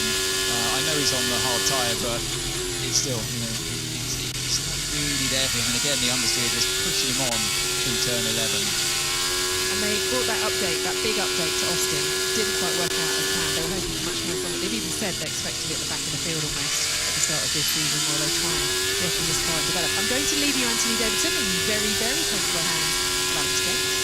As I depart the commentary box for the time being, and we'll be back this afternoon. But I'll leave you in the capable hands of him. Why don't you tell us a little bit more about this Haas? Thank you very much, Rachel. Yeah, so back onto the main straight here. I'm just looking for the driver's head as well to see the level of bouncing a bit, that we've got going on. It doesn't seem too bad on this race run for Magnussen. Into the braking zone we come now. Can you pinch it a bit tighter this time in 1? I just go away from him there. This is the moment I saw through turn 6 and 7. He was already out of kilter in a way from the understeer he had in the higher speed, and that's what led in many ways to the lock-up in turn 8. He almost hit George Russell. It was very close, actually, as Anthony said. Magnussen turns in, gets on the curb, locks up in the front right, and just drifts almost into George Russell. Russell having to sort of go, as Ant said, why are you so close? But it was just a small lock-up. Literally nothing he could do. And it was very close to being contact. But still, good stuff there from both to avoid action. Tsunoda, Magnussen and Russell out on the track at the moment with less than an hour to go here in pre-season testing. Day number 1, morning session. Another 4 hours to go this afternoon. Nice to see you. Very rare do we get the chance to speak on air together these days. It's true, isn't it? Yeah. It is one of the joys of F1 testing. And we thank Rachel Brooks, who will be back with you later on. We're looking down there at Ao Komatsu, new team principal at Haas. One of the things he talked about at the launch was bringing the drivers more into the process of developing the car. Now, devotees will remember the infamous year where they had to go back to the launch spec with, in the Romain Grosjean era. They had to go back to the launch spec because none of the updates were working. He says he wants to change that. Now, not to inflate your ego too much, Mr. Davidson, but you are well known for your excellent driver feedback. Am I? Or at least you were. I was. In yesteryear. So I put to you, where's the balance for a team between listening to the driver when they get out of the car and listening to every single detail, and then knowing when the team knows best, a balance that you could argue Haas have never quite mastered, despite their success being a new team that have scored points in Formula 1 throughout their time in the sport? And there was another test driver, of course, with Mick Schumacher down at Mercedes. And, you know, the team do rely on not just the test drivers, but it's more so today than ever before, the race drivers, because track time is so limited, and the drivers love tests like this on the circuit where you're going to race. I know some people have issues with that and say, well, what extra content is it going to bring to race week? The fact that they can iron out all of their problem or potential problems in multiple days of testing. But yeah, the race drivers, they do have, particularly, they have a lot of say in where you take the design of the car, the development of the car, and actually, more often than not, it's what's perceived as the faster driver has more authority in where to take the design or the balance of the car. We hear that, you know, quite often. Say we hear rumours from Red Bull, for example. Oh, Max Verstappen starts the season, doesn't really like the car that much. He's quite close in performance to Sergio Perez. As the year unfolds, there's a natural separation of performance. Max gets into the groove. He starts tuning the car to how he wants. Blah blah blah blah blah, and you see the end result.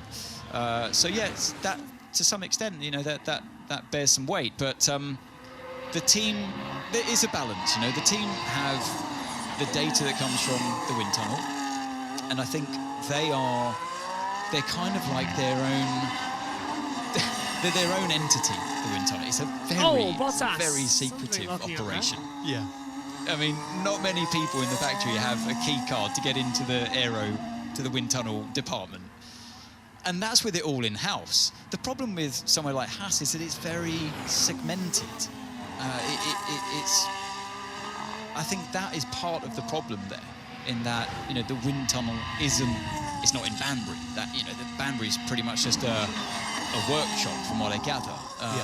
Maybe some design parts come from the car there, but that's where the car is put together, essentially. And the wind tunnel's elsewhere, and, you know, very fractious team in that respect. And it can work, of course, it can work like that, but. You know, I think communication is definitely key, and that's, you know, one key element to that communication is obviously the driver's detailed feedback on what they feel from the car.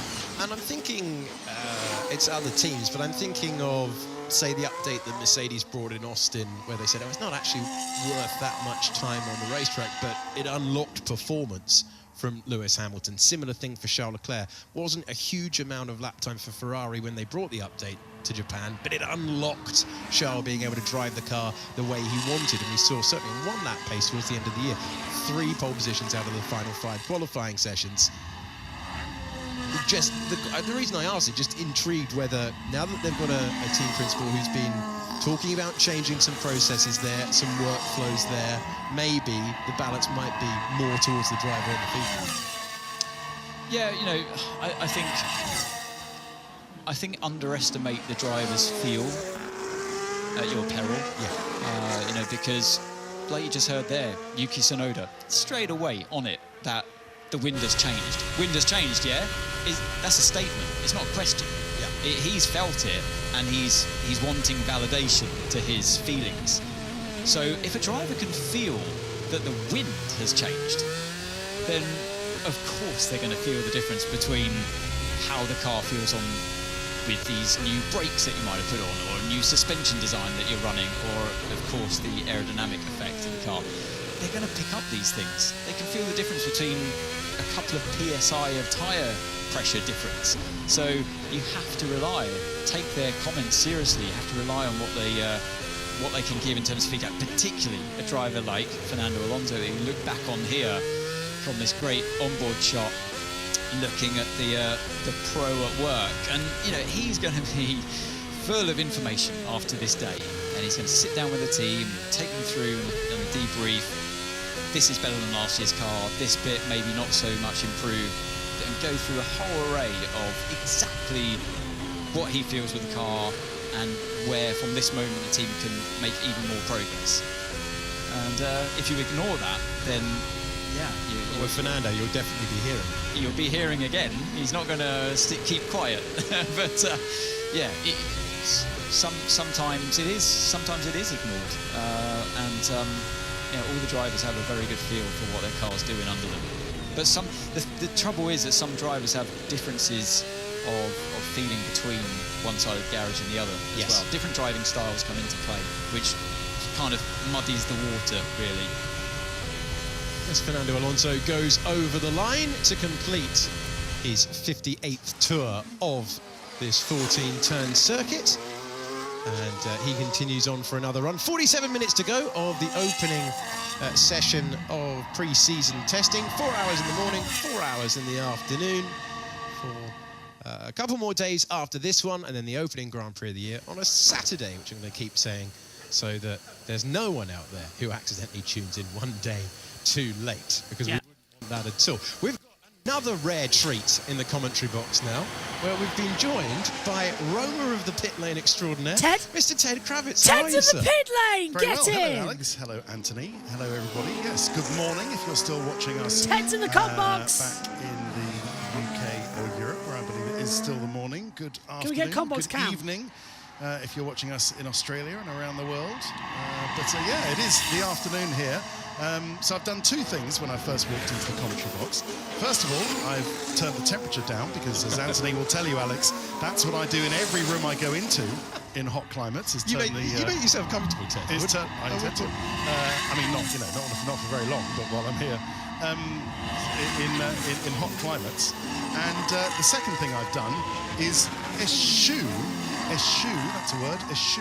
It is a word. I've said thanks, but no thanks To the chair. to the chair, because you forget who taught me. You forget where I'm from, Alex James. I don't. You forget, Anthony Davidson, I when the forget. last time I was in a commentary box, who I was alongside. You were alongside the Don, Murray Walker. I was. This is where you started, Ted. And it was. I'm Well, sitting I think down in the because of the combox, Comcast. As the well, specifically, I started in little bit of logging. the airless room of the back of a TV outside broadcast van, logging the sessions. So it was only halfway through 1997 when I graduated into the commentary box. But yeah, Murray never used a chair. Martin Brundle doesn't use a chair very much. David Croft, the other Don, the doyen, along with yourself, I don't believe he uses a chair particularly much. Or Anthony, you'll be able to tell me. Not so much. Sometimes, yes. Sometimes he will sit down, but yeah, I'd say more often than not, he's standing up. Good. In, Good for in the him. need to project. It opens up your lungs. It gives you a sense It of does. immediacy. It I know does. You've got to do 85 hours a day here. So you might. Yeah, if this was the opening. opening Grand Prix of the year, I'm absolutely on my feet. Oh, I'm standing up as well, but You've got to ease yourself testing. into testing. But with let me give you some Alex. tales from the pit lane, Please do. because this seems to be the time of day where everybody's going through a bit of nuts and bolts. Practice starts, I'm seeing a lot of them, legality checks, fuel systems checks, all the kind of nuts and bolts that they know. This is the heat of the day. It is getting quite hot down there now. What are we up to? Track temperature 39.8, so 40 degrees, air temperature 24. It feels more or less that. But here we go, there's a replay for you, Anthony. Yeah, it's this George Russell coming down the main straight. A little bit of bounce in there, we could just hear it. Just hear it under my voice there, and again, there's still a little bit of touching. It's going to happen down in turn one, though. That's the critical part. And yeah, it seems to be able to get the car turned pretty well. Ride, you'd have to say, not as good as the Red Bull. Oh yeah, definitely not as good as the Red Bull. Very low there, and crashing into that the biggest bump on the track. So that's one of the biggest hits I've seen actually from any car. So yeah, still a bit of work to be done with those nuts and bolts, Ted. Yeah, but everyone more or less going through, the stuff that isn't sort of performance dependent. I'm sure there'll be various levels of fuel on board, and yeah, I think maybe after the lunch break, some cars will have new drivers, such as this one. Lando Norris will get in for the afternoon session. McLaren, one of the few teams, I think it's fair to say, actually splitting their drivers every day. What have you spotted on the Looks front? like he's on new tyres here, hence the crawling outlap as well. I just spotted the shiny edge of those Pirelli tyres. I'm so glad they do that with the what is it, the release agent or something you use on the tyre, and it just gives us a chance to see, oh yeah, they're on fresher tyres or brand new tyres, in fact. So yeah, crawling around with quite a hot track temperature. You're going to let this Aston Martin past on the left-hand side and then get back onto the racing line to hopefully give us a bit more of a performance run. I don't know how much you've spoken about the McLaren so far, but, you know, going into this test, there was a lot of anticipation. There was a suggestion from Lando or from the team, whether it was said or not out loud, that there's more to come. We're going to have some DRS flap open. We're going to have some things that, you know, we haven't shown you everything. Well, it was Lando who said, why should we show you everything when we don't have to? There hasn't been a huge lot that we didn't see in the pre-test pictures that have appeared here. And I've asked the team, are we going to see some new bits on day 2 and 3? And they say, no, that's not in the plan at the moment. So maybe it's just the floor edge, the diffuser, the bits they could cover up that they decided to. But yeah, there are a few less new bits on there than I thought I'd see. I'll let you do the rest of it. Yeah, so he's a little bit wide actually through turn 6. I think he was expecting a bit more from this car on these new tyres than he actually had. And so ran a little bit wide through 6. He won't be happy about that. But yeah, sitting at the moment, his best time 1.2 seconds off. He was 4/10 down on this lap through sector 1. It's not even a personal best for him, as you can see on the bottom of the screen there. So now the car touching quite a bit down towards turn 11. You've got the wind behind you there, and again, just misses the apex, and you're off the track. So you wave goodbye to this particular lap time. That's what I was saying earlier on to Rachel, that you've got to have the knowledge of what the wind is doing to the car at all times, and he's now in the turbulence of the car in front as well. So it's gone away from this. If it was a qualifying run, you'd be saying it wasn't very well managed in terms of distance to the car in front. It's hard in this session because, you know, the Aston's clearly on a race run in front. You're trying to do more of a performance run, hence the DRS being open and the new tyres. The car did look pretty heavy to me though as well, and I'm sure he could have improved that time despite the first sector not being his best. But no, that's a lap to forget for Oscar at this point. But you know, in testing, it's, you know, things you're constantly learning, and that lap definitely wasn't for nothing. You learn all of the things that didn't work there for you and put it right next time. You've still got time to do that. So 1 in the bank for Oscar Piastri as we have a look at the bumpiest part of the circuit in slow-mo, and over the bumps goes the Ferrari. Are we going to see anything make a bid for freedom? Ted's pointing at the side pod.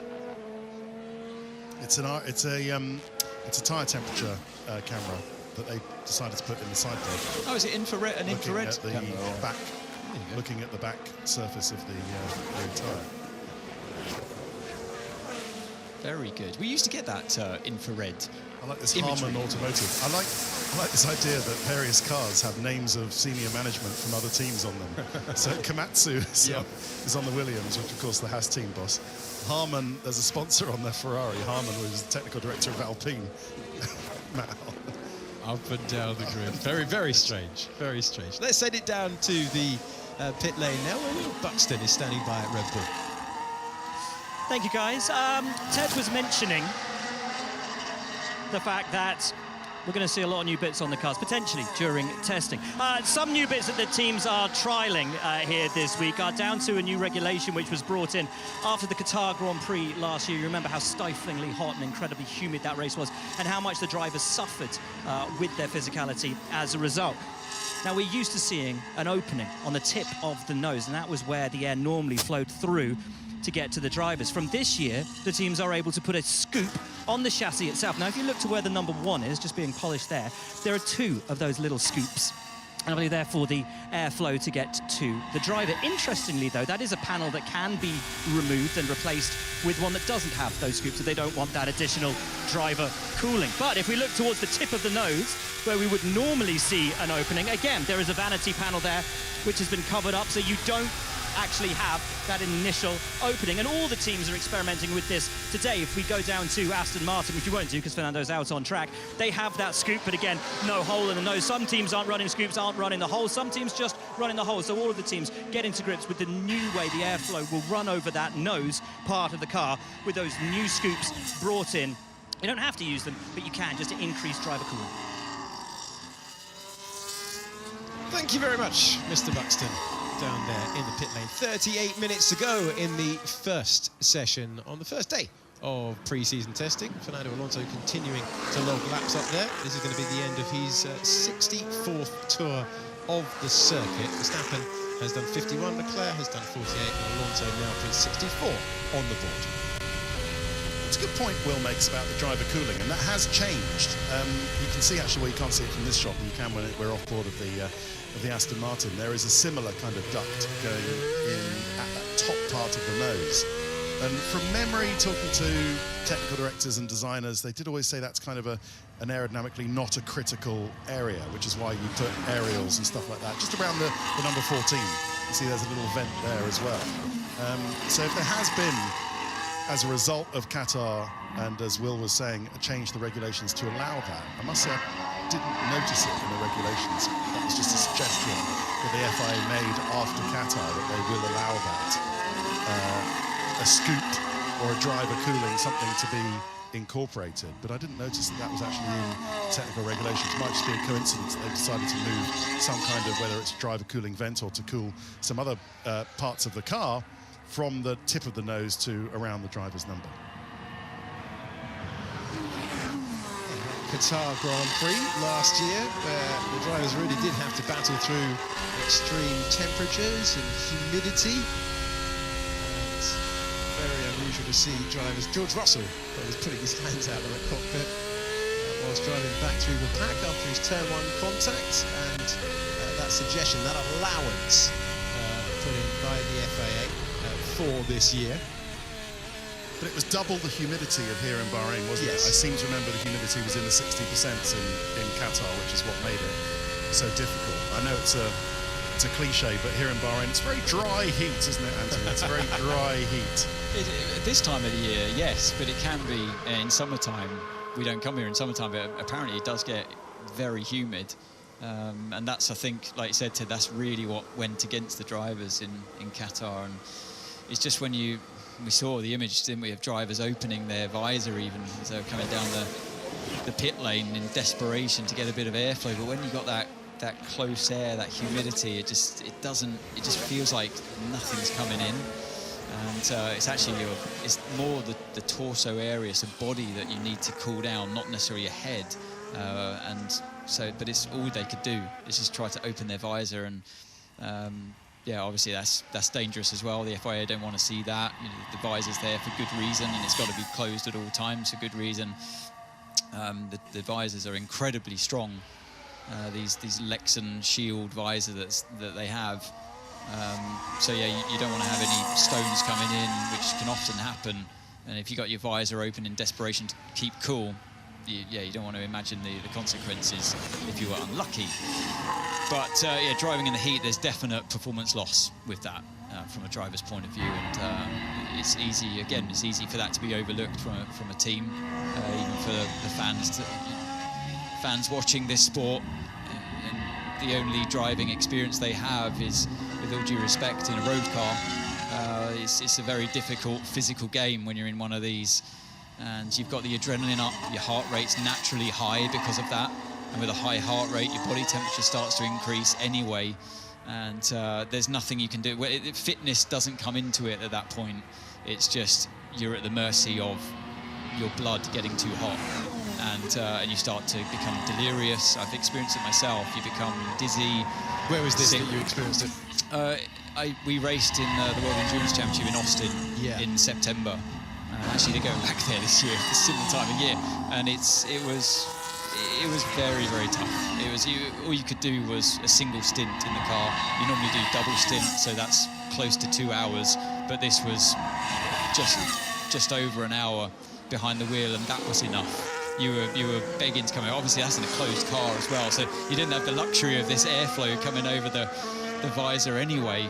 And it's just your body temperature just soaring, and you just can't stop it. And it's so hard to quantify how much performance loss is there from a driver. I saw many drivers make a lot of mistakes during that race. Drivers like Fernando Alonso, you wouldn't expect to make a kind of what seemed to be an elementary mistake, just running off the circuit. It's the pit stop. Ted's getting excited. There's a pit stop. Did you spot Alan Permain? No, I didn't. RB jumping over the Tensor barrier just then. I didn't know. Good spot. He was just as the previous shot as Bottas was going in. Alan Permain, of course, ex-sporting director at the Enstone team for many years. He was a one-team man for pretty much the whole of his Formula One career until he parted ways with Alpine. And we welcome him back to Formula One as, I don't know the official job title, but I assume it's sporting director of RB. And you just saw him in that previous shot, doing a little as agile as ever, jumping over the Tensor barrier rather than doing that fiddly thing where you have to get it out of its groove. And then replace it. Go past and replace it in its groove. But yeah. I can't get used to this car, Ted. I know you're a big fan of the luminous green, but every time I look at it, I just immediately think it's Flovis paint all over the... No, it certainly When are they going to clean it? No, it definitely looks like Flovis paint. When it's coming down the pit lane, you think, God, who's doing a massive Flovis experiment? On every corner. It's the Sauber. But no, I've already got used to that. Actually, quite a nice looking car. I have to compliment them. James Key, this is not really his car. He joined too late for the essential design of it, but he is overseeing it from now. They've done a nice job. It's Red Bull-esque from last year, not Red Bull-esque from this year, and it's quite tidy. But if you were, so of course Sauber, one of the teams who are going to swap in the lunch break. So going back to what you're saying in the fatigue email, you haven't got the humidity and ultimate heat of Qatar that you have here. Would you prefer to do the whole day like Max Verstappen, or would you and your teammate, Taku or whoever, want to halve the days like? Yeah, I'd like to split it.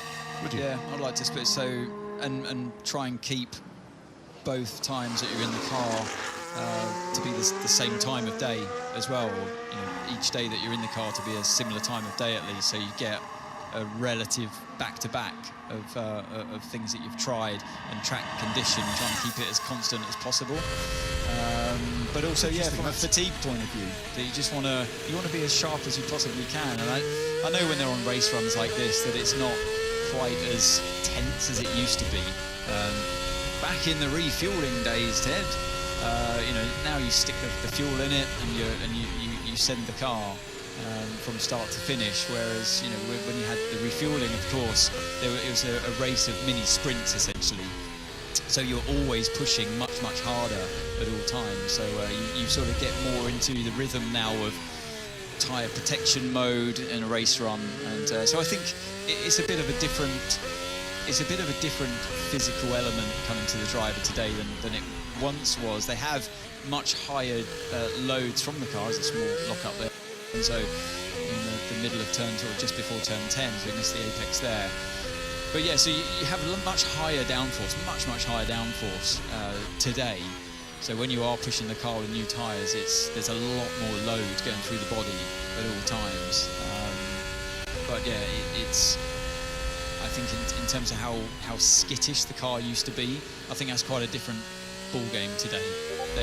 It's a heavier car, it's more lethargic, especially in slow speed, so you do have to give it some more time.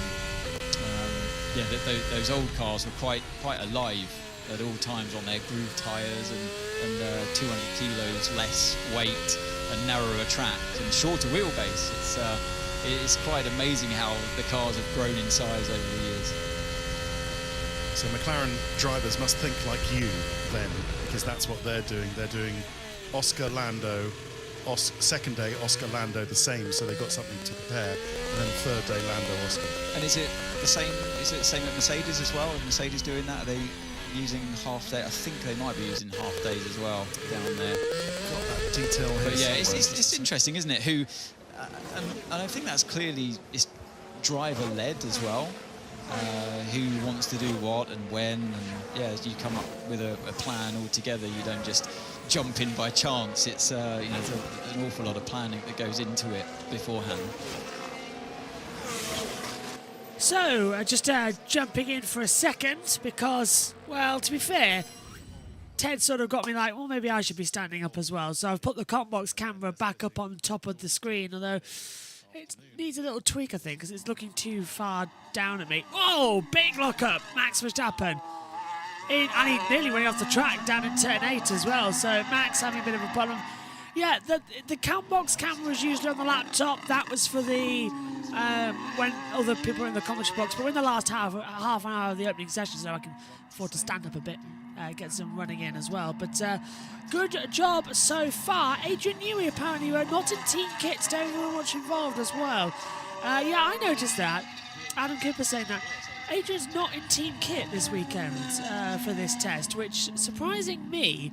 And I think surprising a lot of people there as well about it, like he's not properly involved in it, which is alarming.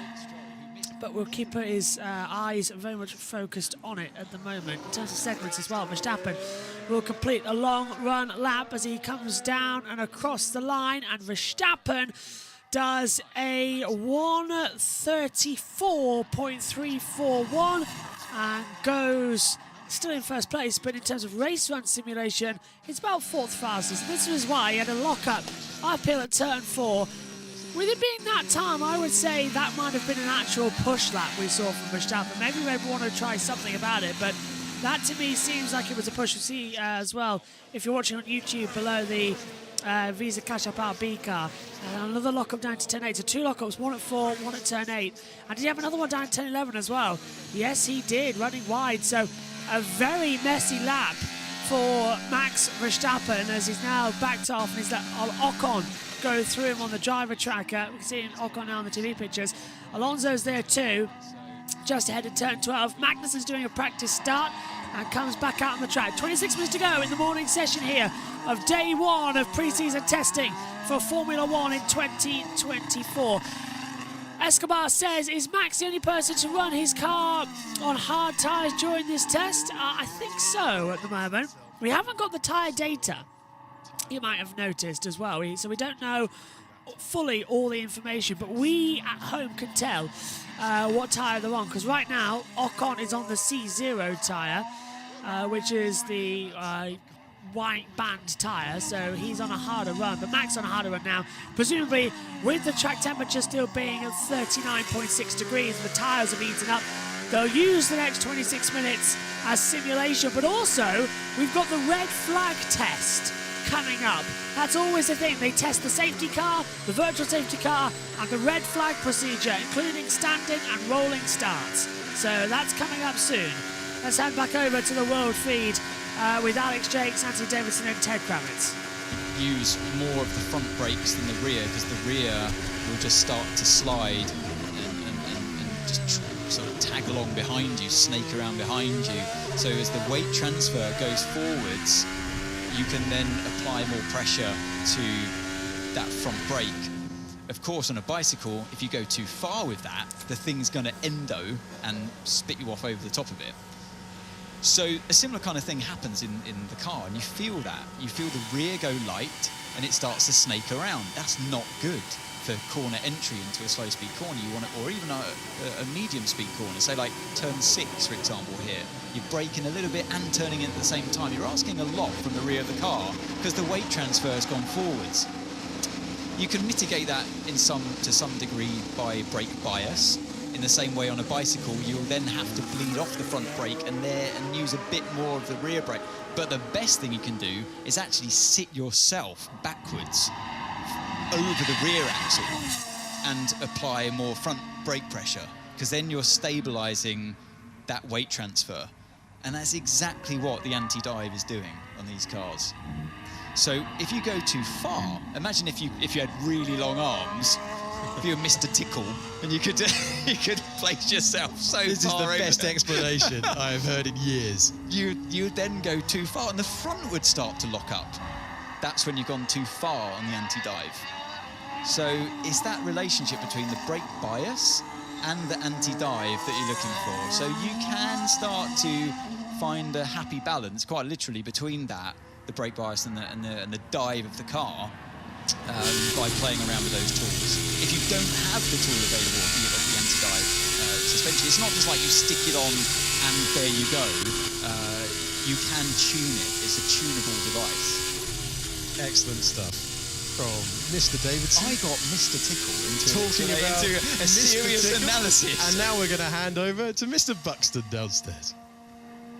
Thank you so much. Let's carry that Mr. Tickle chat through, because I wonder how long George Russell's arms actually are. There's a lot of work going on the front of this Mercedes. You can see the guys pouring in to the front of the tub where the pedals are, but I don't believe it's a pedal issue. You can also maybe see the steering column just coming down the middle there as it attaches to the front axle, and the guy's doing a lot of work on that. Now, famously, last year we heard a lot of talk from Lewis Hamilton in particular about how he was unhappy with the driving position within the cockpit of this Mercedes. The team, as we understand it, has moved that driving position back about 5 to 10 centimetres, and with that, of course, comes a consideration of that steering column and how close or far away the steering wheel would be from the driver, having changed that very important part of the car. Anthony, as a driver, clearly, how key is it you've got the correct length away from you of the steering wheel? And also, am I right? Does that look like what they're doing there? To me, it looks like a little bit of work on the steering column. Yeah, I don't know exactly what they're turning there, Will, but yeah, it could be exactly what we were talking about before, with that relationship of how much the car dives under the braking zone. But in terms of the actual steering wheel distance to the driver, it is really important. I always found that if you had the steering wheel a bit, if you set yourself... I think we've got a problem for Alexander Albon here. We might go red flag. Albon's come to a stop. Now, he took the exit curb. This might be red flag. Alexander Albon has come to a stop on the track. And is this going to deliver the red flag? We've got a yellow flag, as you can see. So yellow flag is out on the circuit. Alexander Albon has stopped. He left down the pit lane, cut off the inside line at turn 1, and has now come to a rest at turn 3. So the yellow flags are out. If we go red, the track map will go entirely red. But this is quite a surprise. It's just on the inside of the pit lane. If they can push it in, they might just get away with it. We don't want to lose 20 minutes of this session having to run in for a yellow flag. So we'll keep an eye out. If they need to crane it away, now the green light's on above the halo, which indicates to me that it's okay, and now it's gone amber. So I think they're going to try and, they might do a reset. And it's now, you can see it's disappeared from the track map, actually, Albon's car. Oh, let's take a look. Let's take a listen, actually. This is down towards turn 1.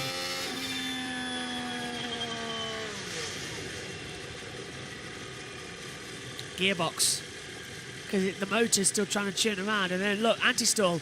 So it's gone into anti-stall halfway down the straight, and then the engine and ICE just died on him down the stuff straight. So he's carried it with inertia because he'd passed the pit lane in towards turn 1 and 2. So the yellow flags are out now, and they haven't red flagged the session, because if they do throw the red flag, it'll be the end of this morning's session, because I doubt they'll get it back in time. There is a gap in the fence where they can push it back in, and then the lunch break in 20 minutes, get it back to the pit lane then.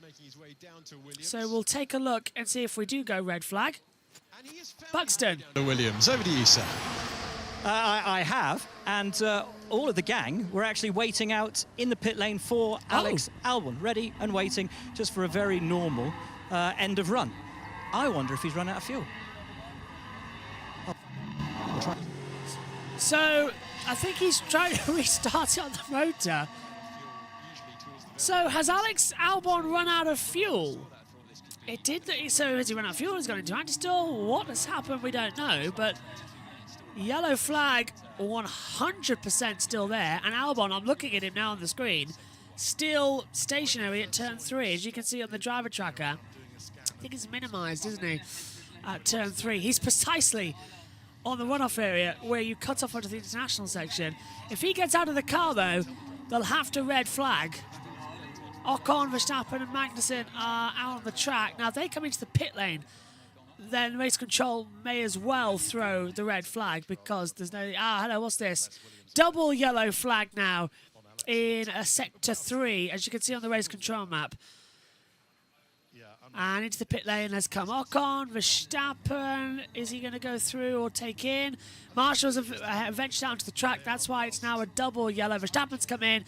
I think Magnussen's going to come in as well. So they're going to try and push Albon behind the barrier and out of the way. And fingers crossed it's going to keep that red flag out.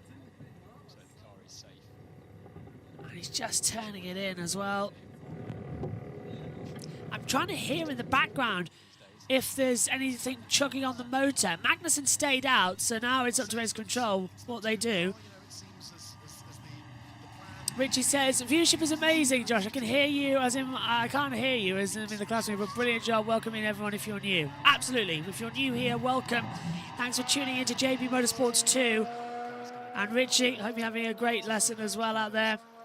We have gone back to green flag running.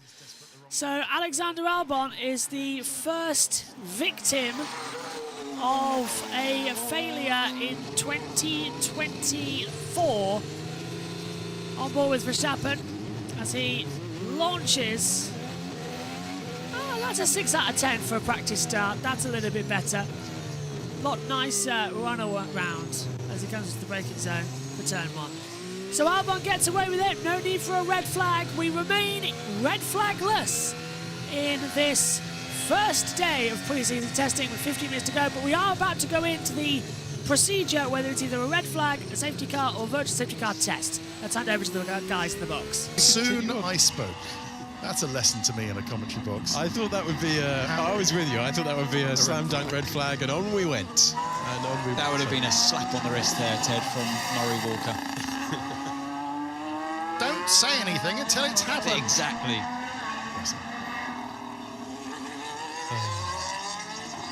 If you weren't with us earlier, Ted, 6 months into his Formula One career, was the commentary box producer for Murray Walker. Standing in this very position. Back in this is 1997, isn't it? 97, yeah. There we go. Between 97 and 2001.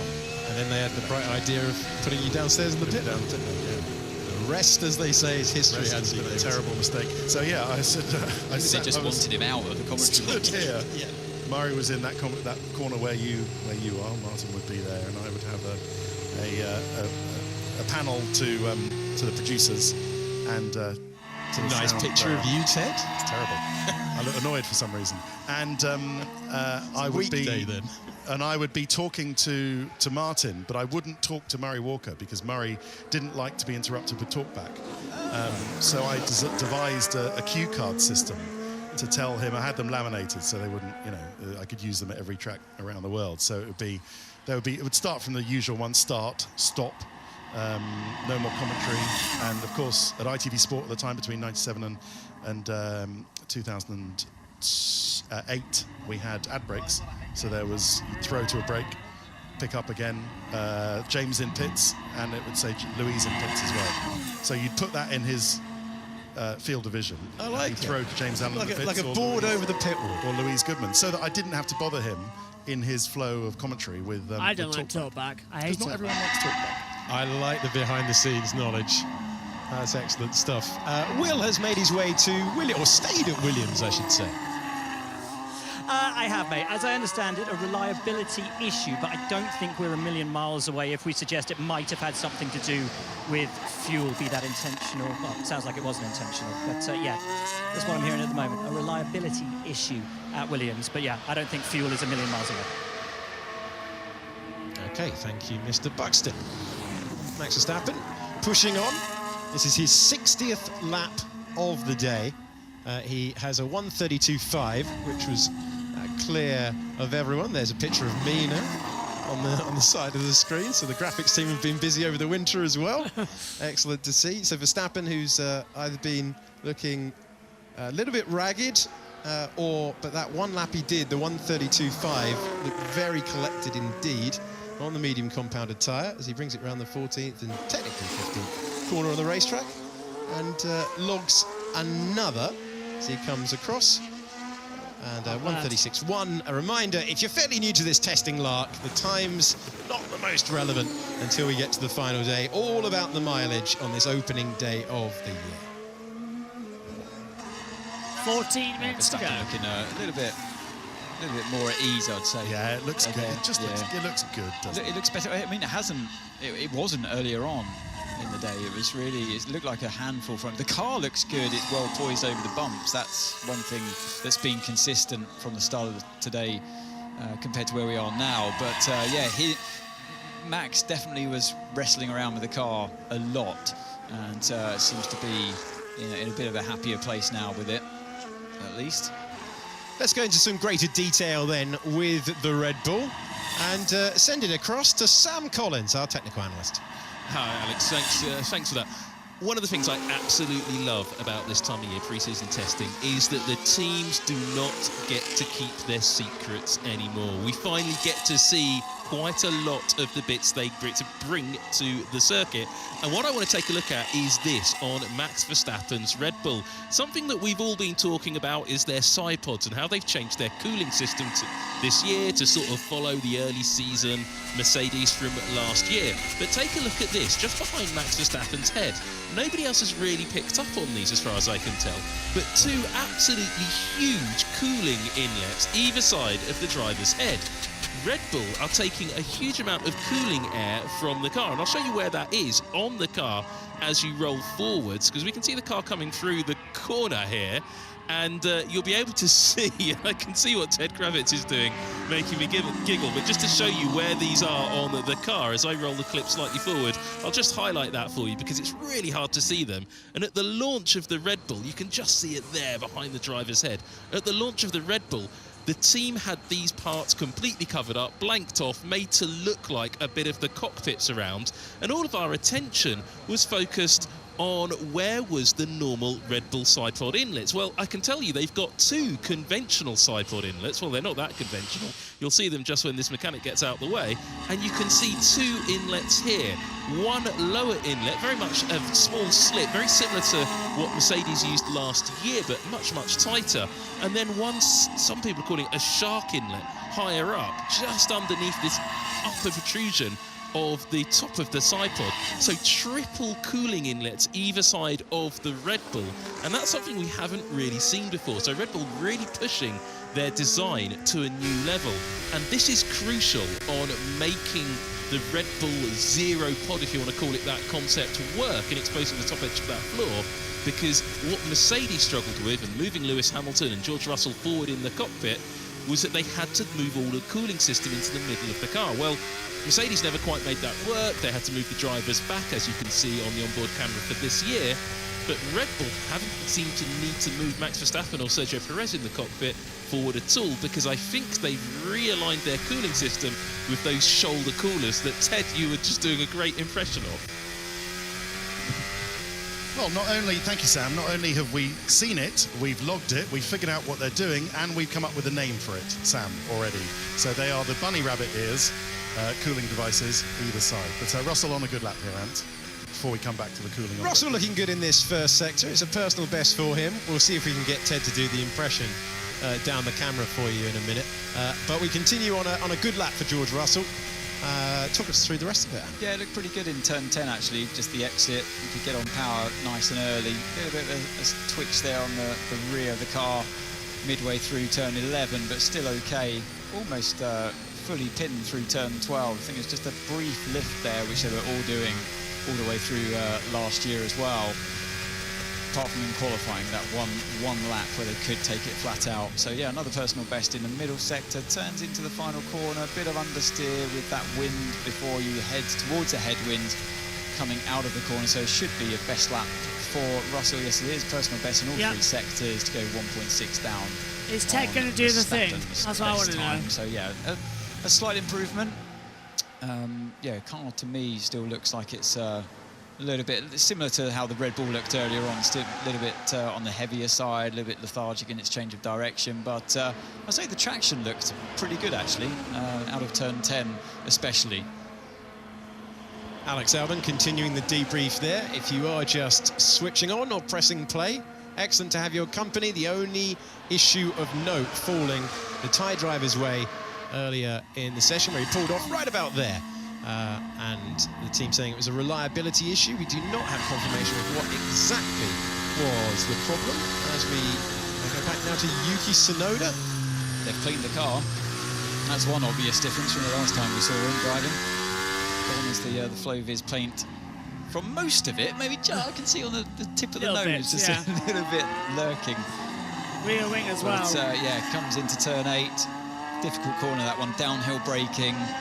and it's tempting to brake quite late because you're building up the speed on the exit of 7 and then slow it back down again after the run from 8 through to turn 9 and 10.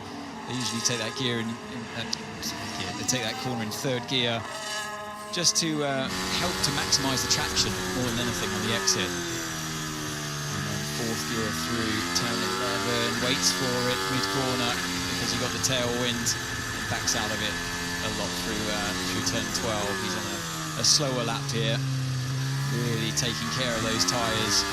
You see the difference between how Russell could attack that lap he was on compared to where we are now with Tsunoda. So into the final corner, and the car turns in quite nicely, but he's made sure he's given himself a lot of time there by braking early.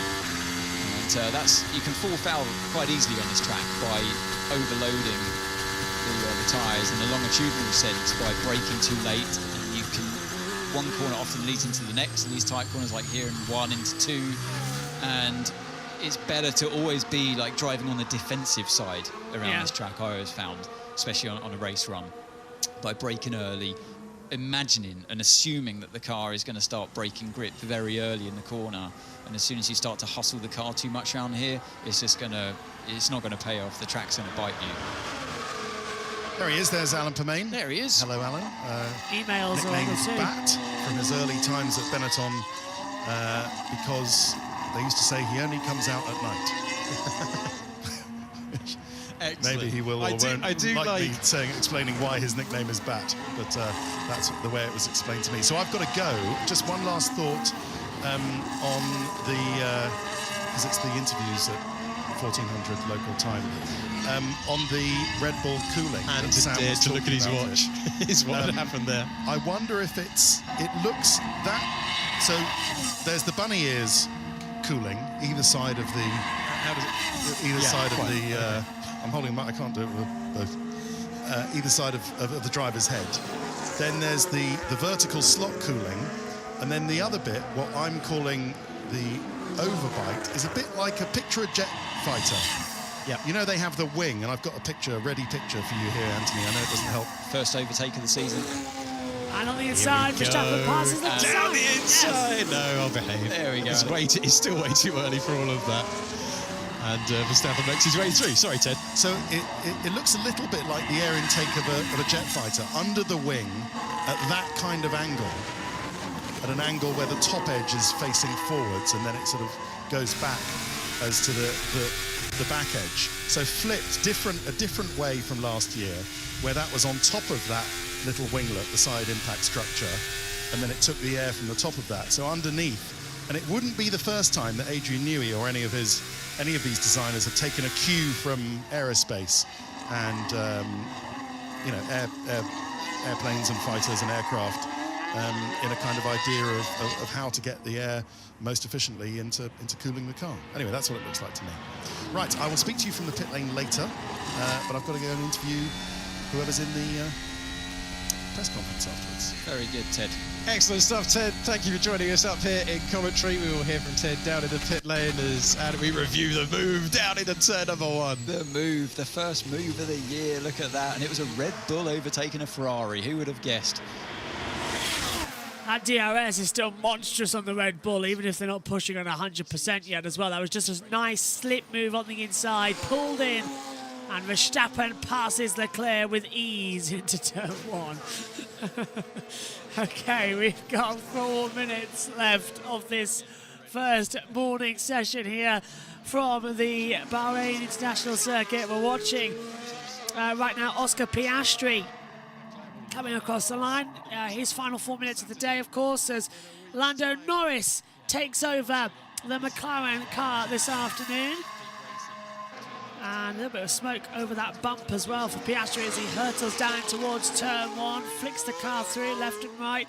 Got a bit of aero paint on the front left suspension as well, so Piastri definitely is just seeing how that airflow goes for the new McLaren. Taking it nice and slow, nice and easy. No need to push pedal to the metal just yet. The real big runs will come later on. Now, just a reminder, when this session ends, we'll go for our lunch break. We will be live again on JB Motorsports 2 and Instagram for the afternoon session. That's an hour away. We'll be on air, so an hour from now. And if you're watching on JB Motorsports with the delayed coverage, once the second session ends, we'll upload it and premiere it there as well, so you can watch back all of the action. But make sure to join us live on JB Motorsports 2 for this test, like many people are already watching, with over 6,000 already and 242 watching live. Thank you to everybody who's made the trip over and making this worthwhile. We thought we'd only be talking to about 20 or 30 people on JB Motorsports 2 for the F1 test. You've really blown us all away by having 240 live and over 6,000 as well, so it means a lot. Piastri out of the last corner, up to the line. It's a race simulation run for him, but what time is it? It's a 1:37.961. That's 5.5 seconds slower across the board. Let's get the final thoughts then from Alex and Anthony. It's the end of last year. Fantastic update throughout the season. Then matched by Ferrari in the final stages, but they're just hoping to be way more competitive than they have been in the last 2 years. As we look at Tom Stallard there, whose voice you will hear talking to Oscar Piastri throughout this season on the team radio. Well, do you remember where McLaren were? They were in a really desperate state, weren't they, when they came here with the overheating of the brakes?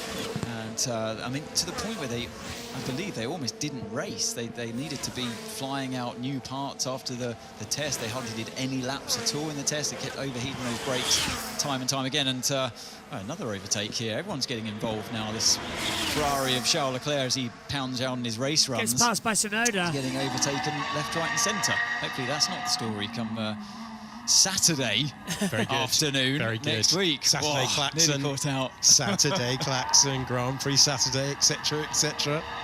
Get the graphics made. Someone's going to get it wrong at some point. Don't be that person.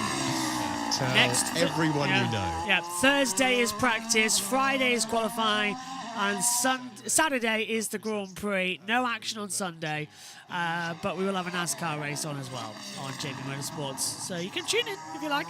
We'll be around to cover it all and hear all of the action, but it is that type of season where we have not one, not two, but 3 races on a Saturday this year for Formula One. Formula E race on a Saturday, so there's not really much difference to me, but it will be weird. First F1 season since 1985 to start on a Saturday.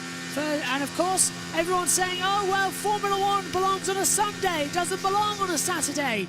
It's against the history of the sport. People who say that clearly don't know the history of the sport, because the first ever Formula One Grand Prix at Silverstone on the 13th of May 1950, it was a Saturday. And in fact, the British Grand Prix ran on a Saturday until the mid-1980s. The British Grand Prix was always on a Saturday, because the Sunday was usually the touring car day. So, yeah, there you have it.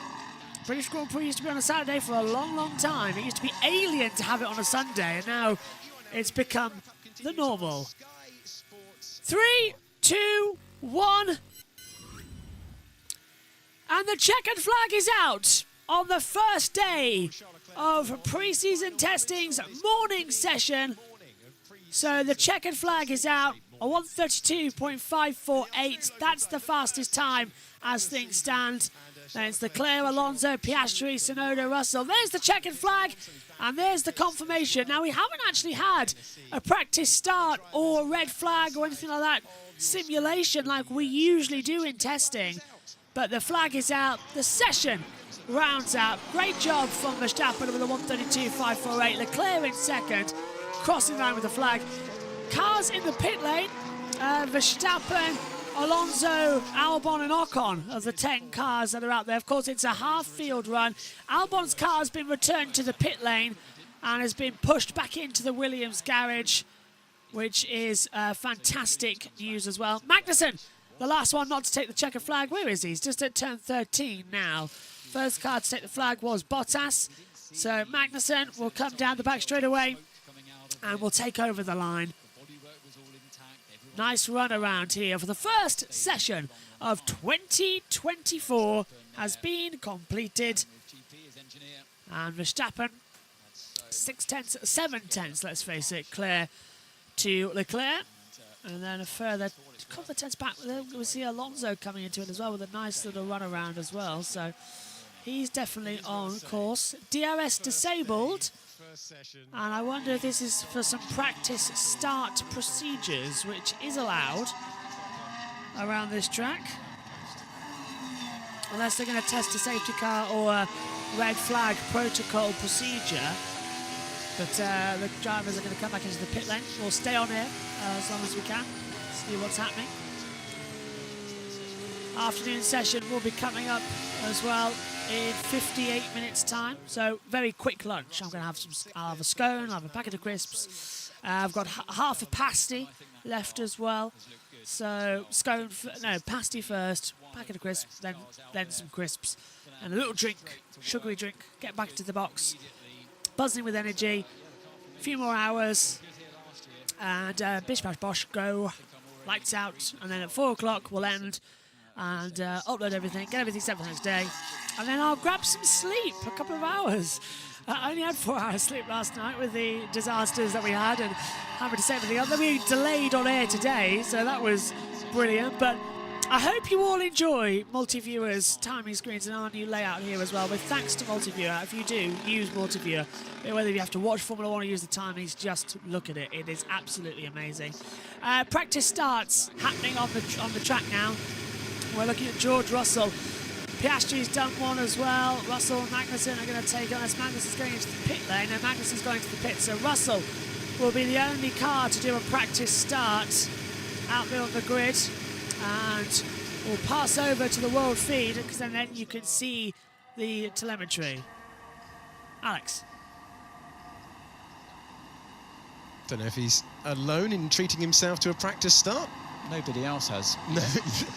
No one else has, but the burnout point.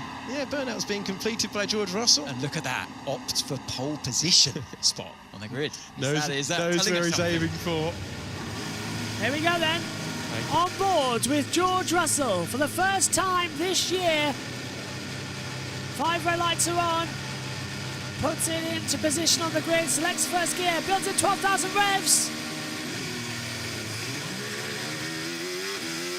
It's lights out. Race on for George Russell as he hurtles down towards turn 1. A perfect start there from that Mercedes. And for the team that had a trouble last year, they've got that one spot on. I mean, I don't know why other teams didn't do that. So yeah, strange. He was the only one to do it. So here's the results then for the first session here on day 1. Max Verstappen's the fastest with a 1:32.548. Charles Leclerc is second. Fernando Alonso third. Oscar Piastri is fourth. It's 5th for Yuki Tsunoda, 6th for George Russell, 7th Valtteri Bottas, 8th Alexander Albon, 9th is Esteban Ocon, and Kevin Magnussen rounds out the top 10. We will be back this afternoon for all of the action from the evening session from day 1 for the Formula 1 Aramco pre-season testing in 2024. Verstappen and Russell will remain in the cars, but this afternoon we will see Sargent, Ricciardo, Norris, Gasly, Stroll, Zhou, Hülkenberg and Sainz take to the track for the first time in 2024. This afternoon session runs 3 p.m. until 7 p.m. That is local time.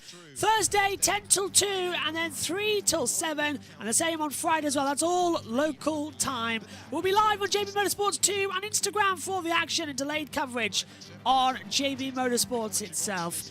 Thanks for your company this morning as Russell comes into the pit lane. It's been another great opening session. Apologies we were late on air, but we'll make up for it with all the action we've got coming in 2024. We'll see you later on. In about 55 minutes time, we'll go again. Bye-bye.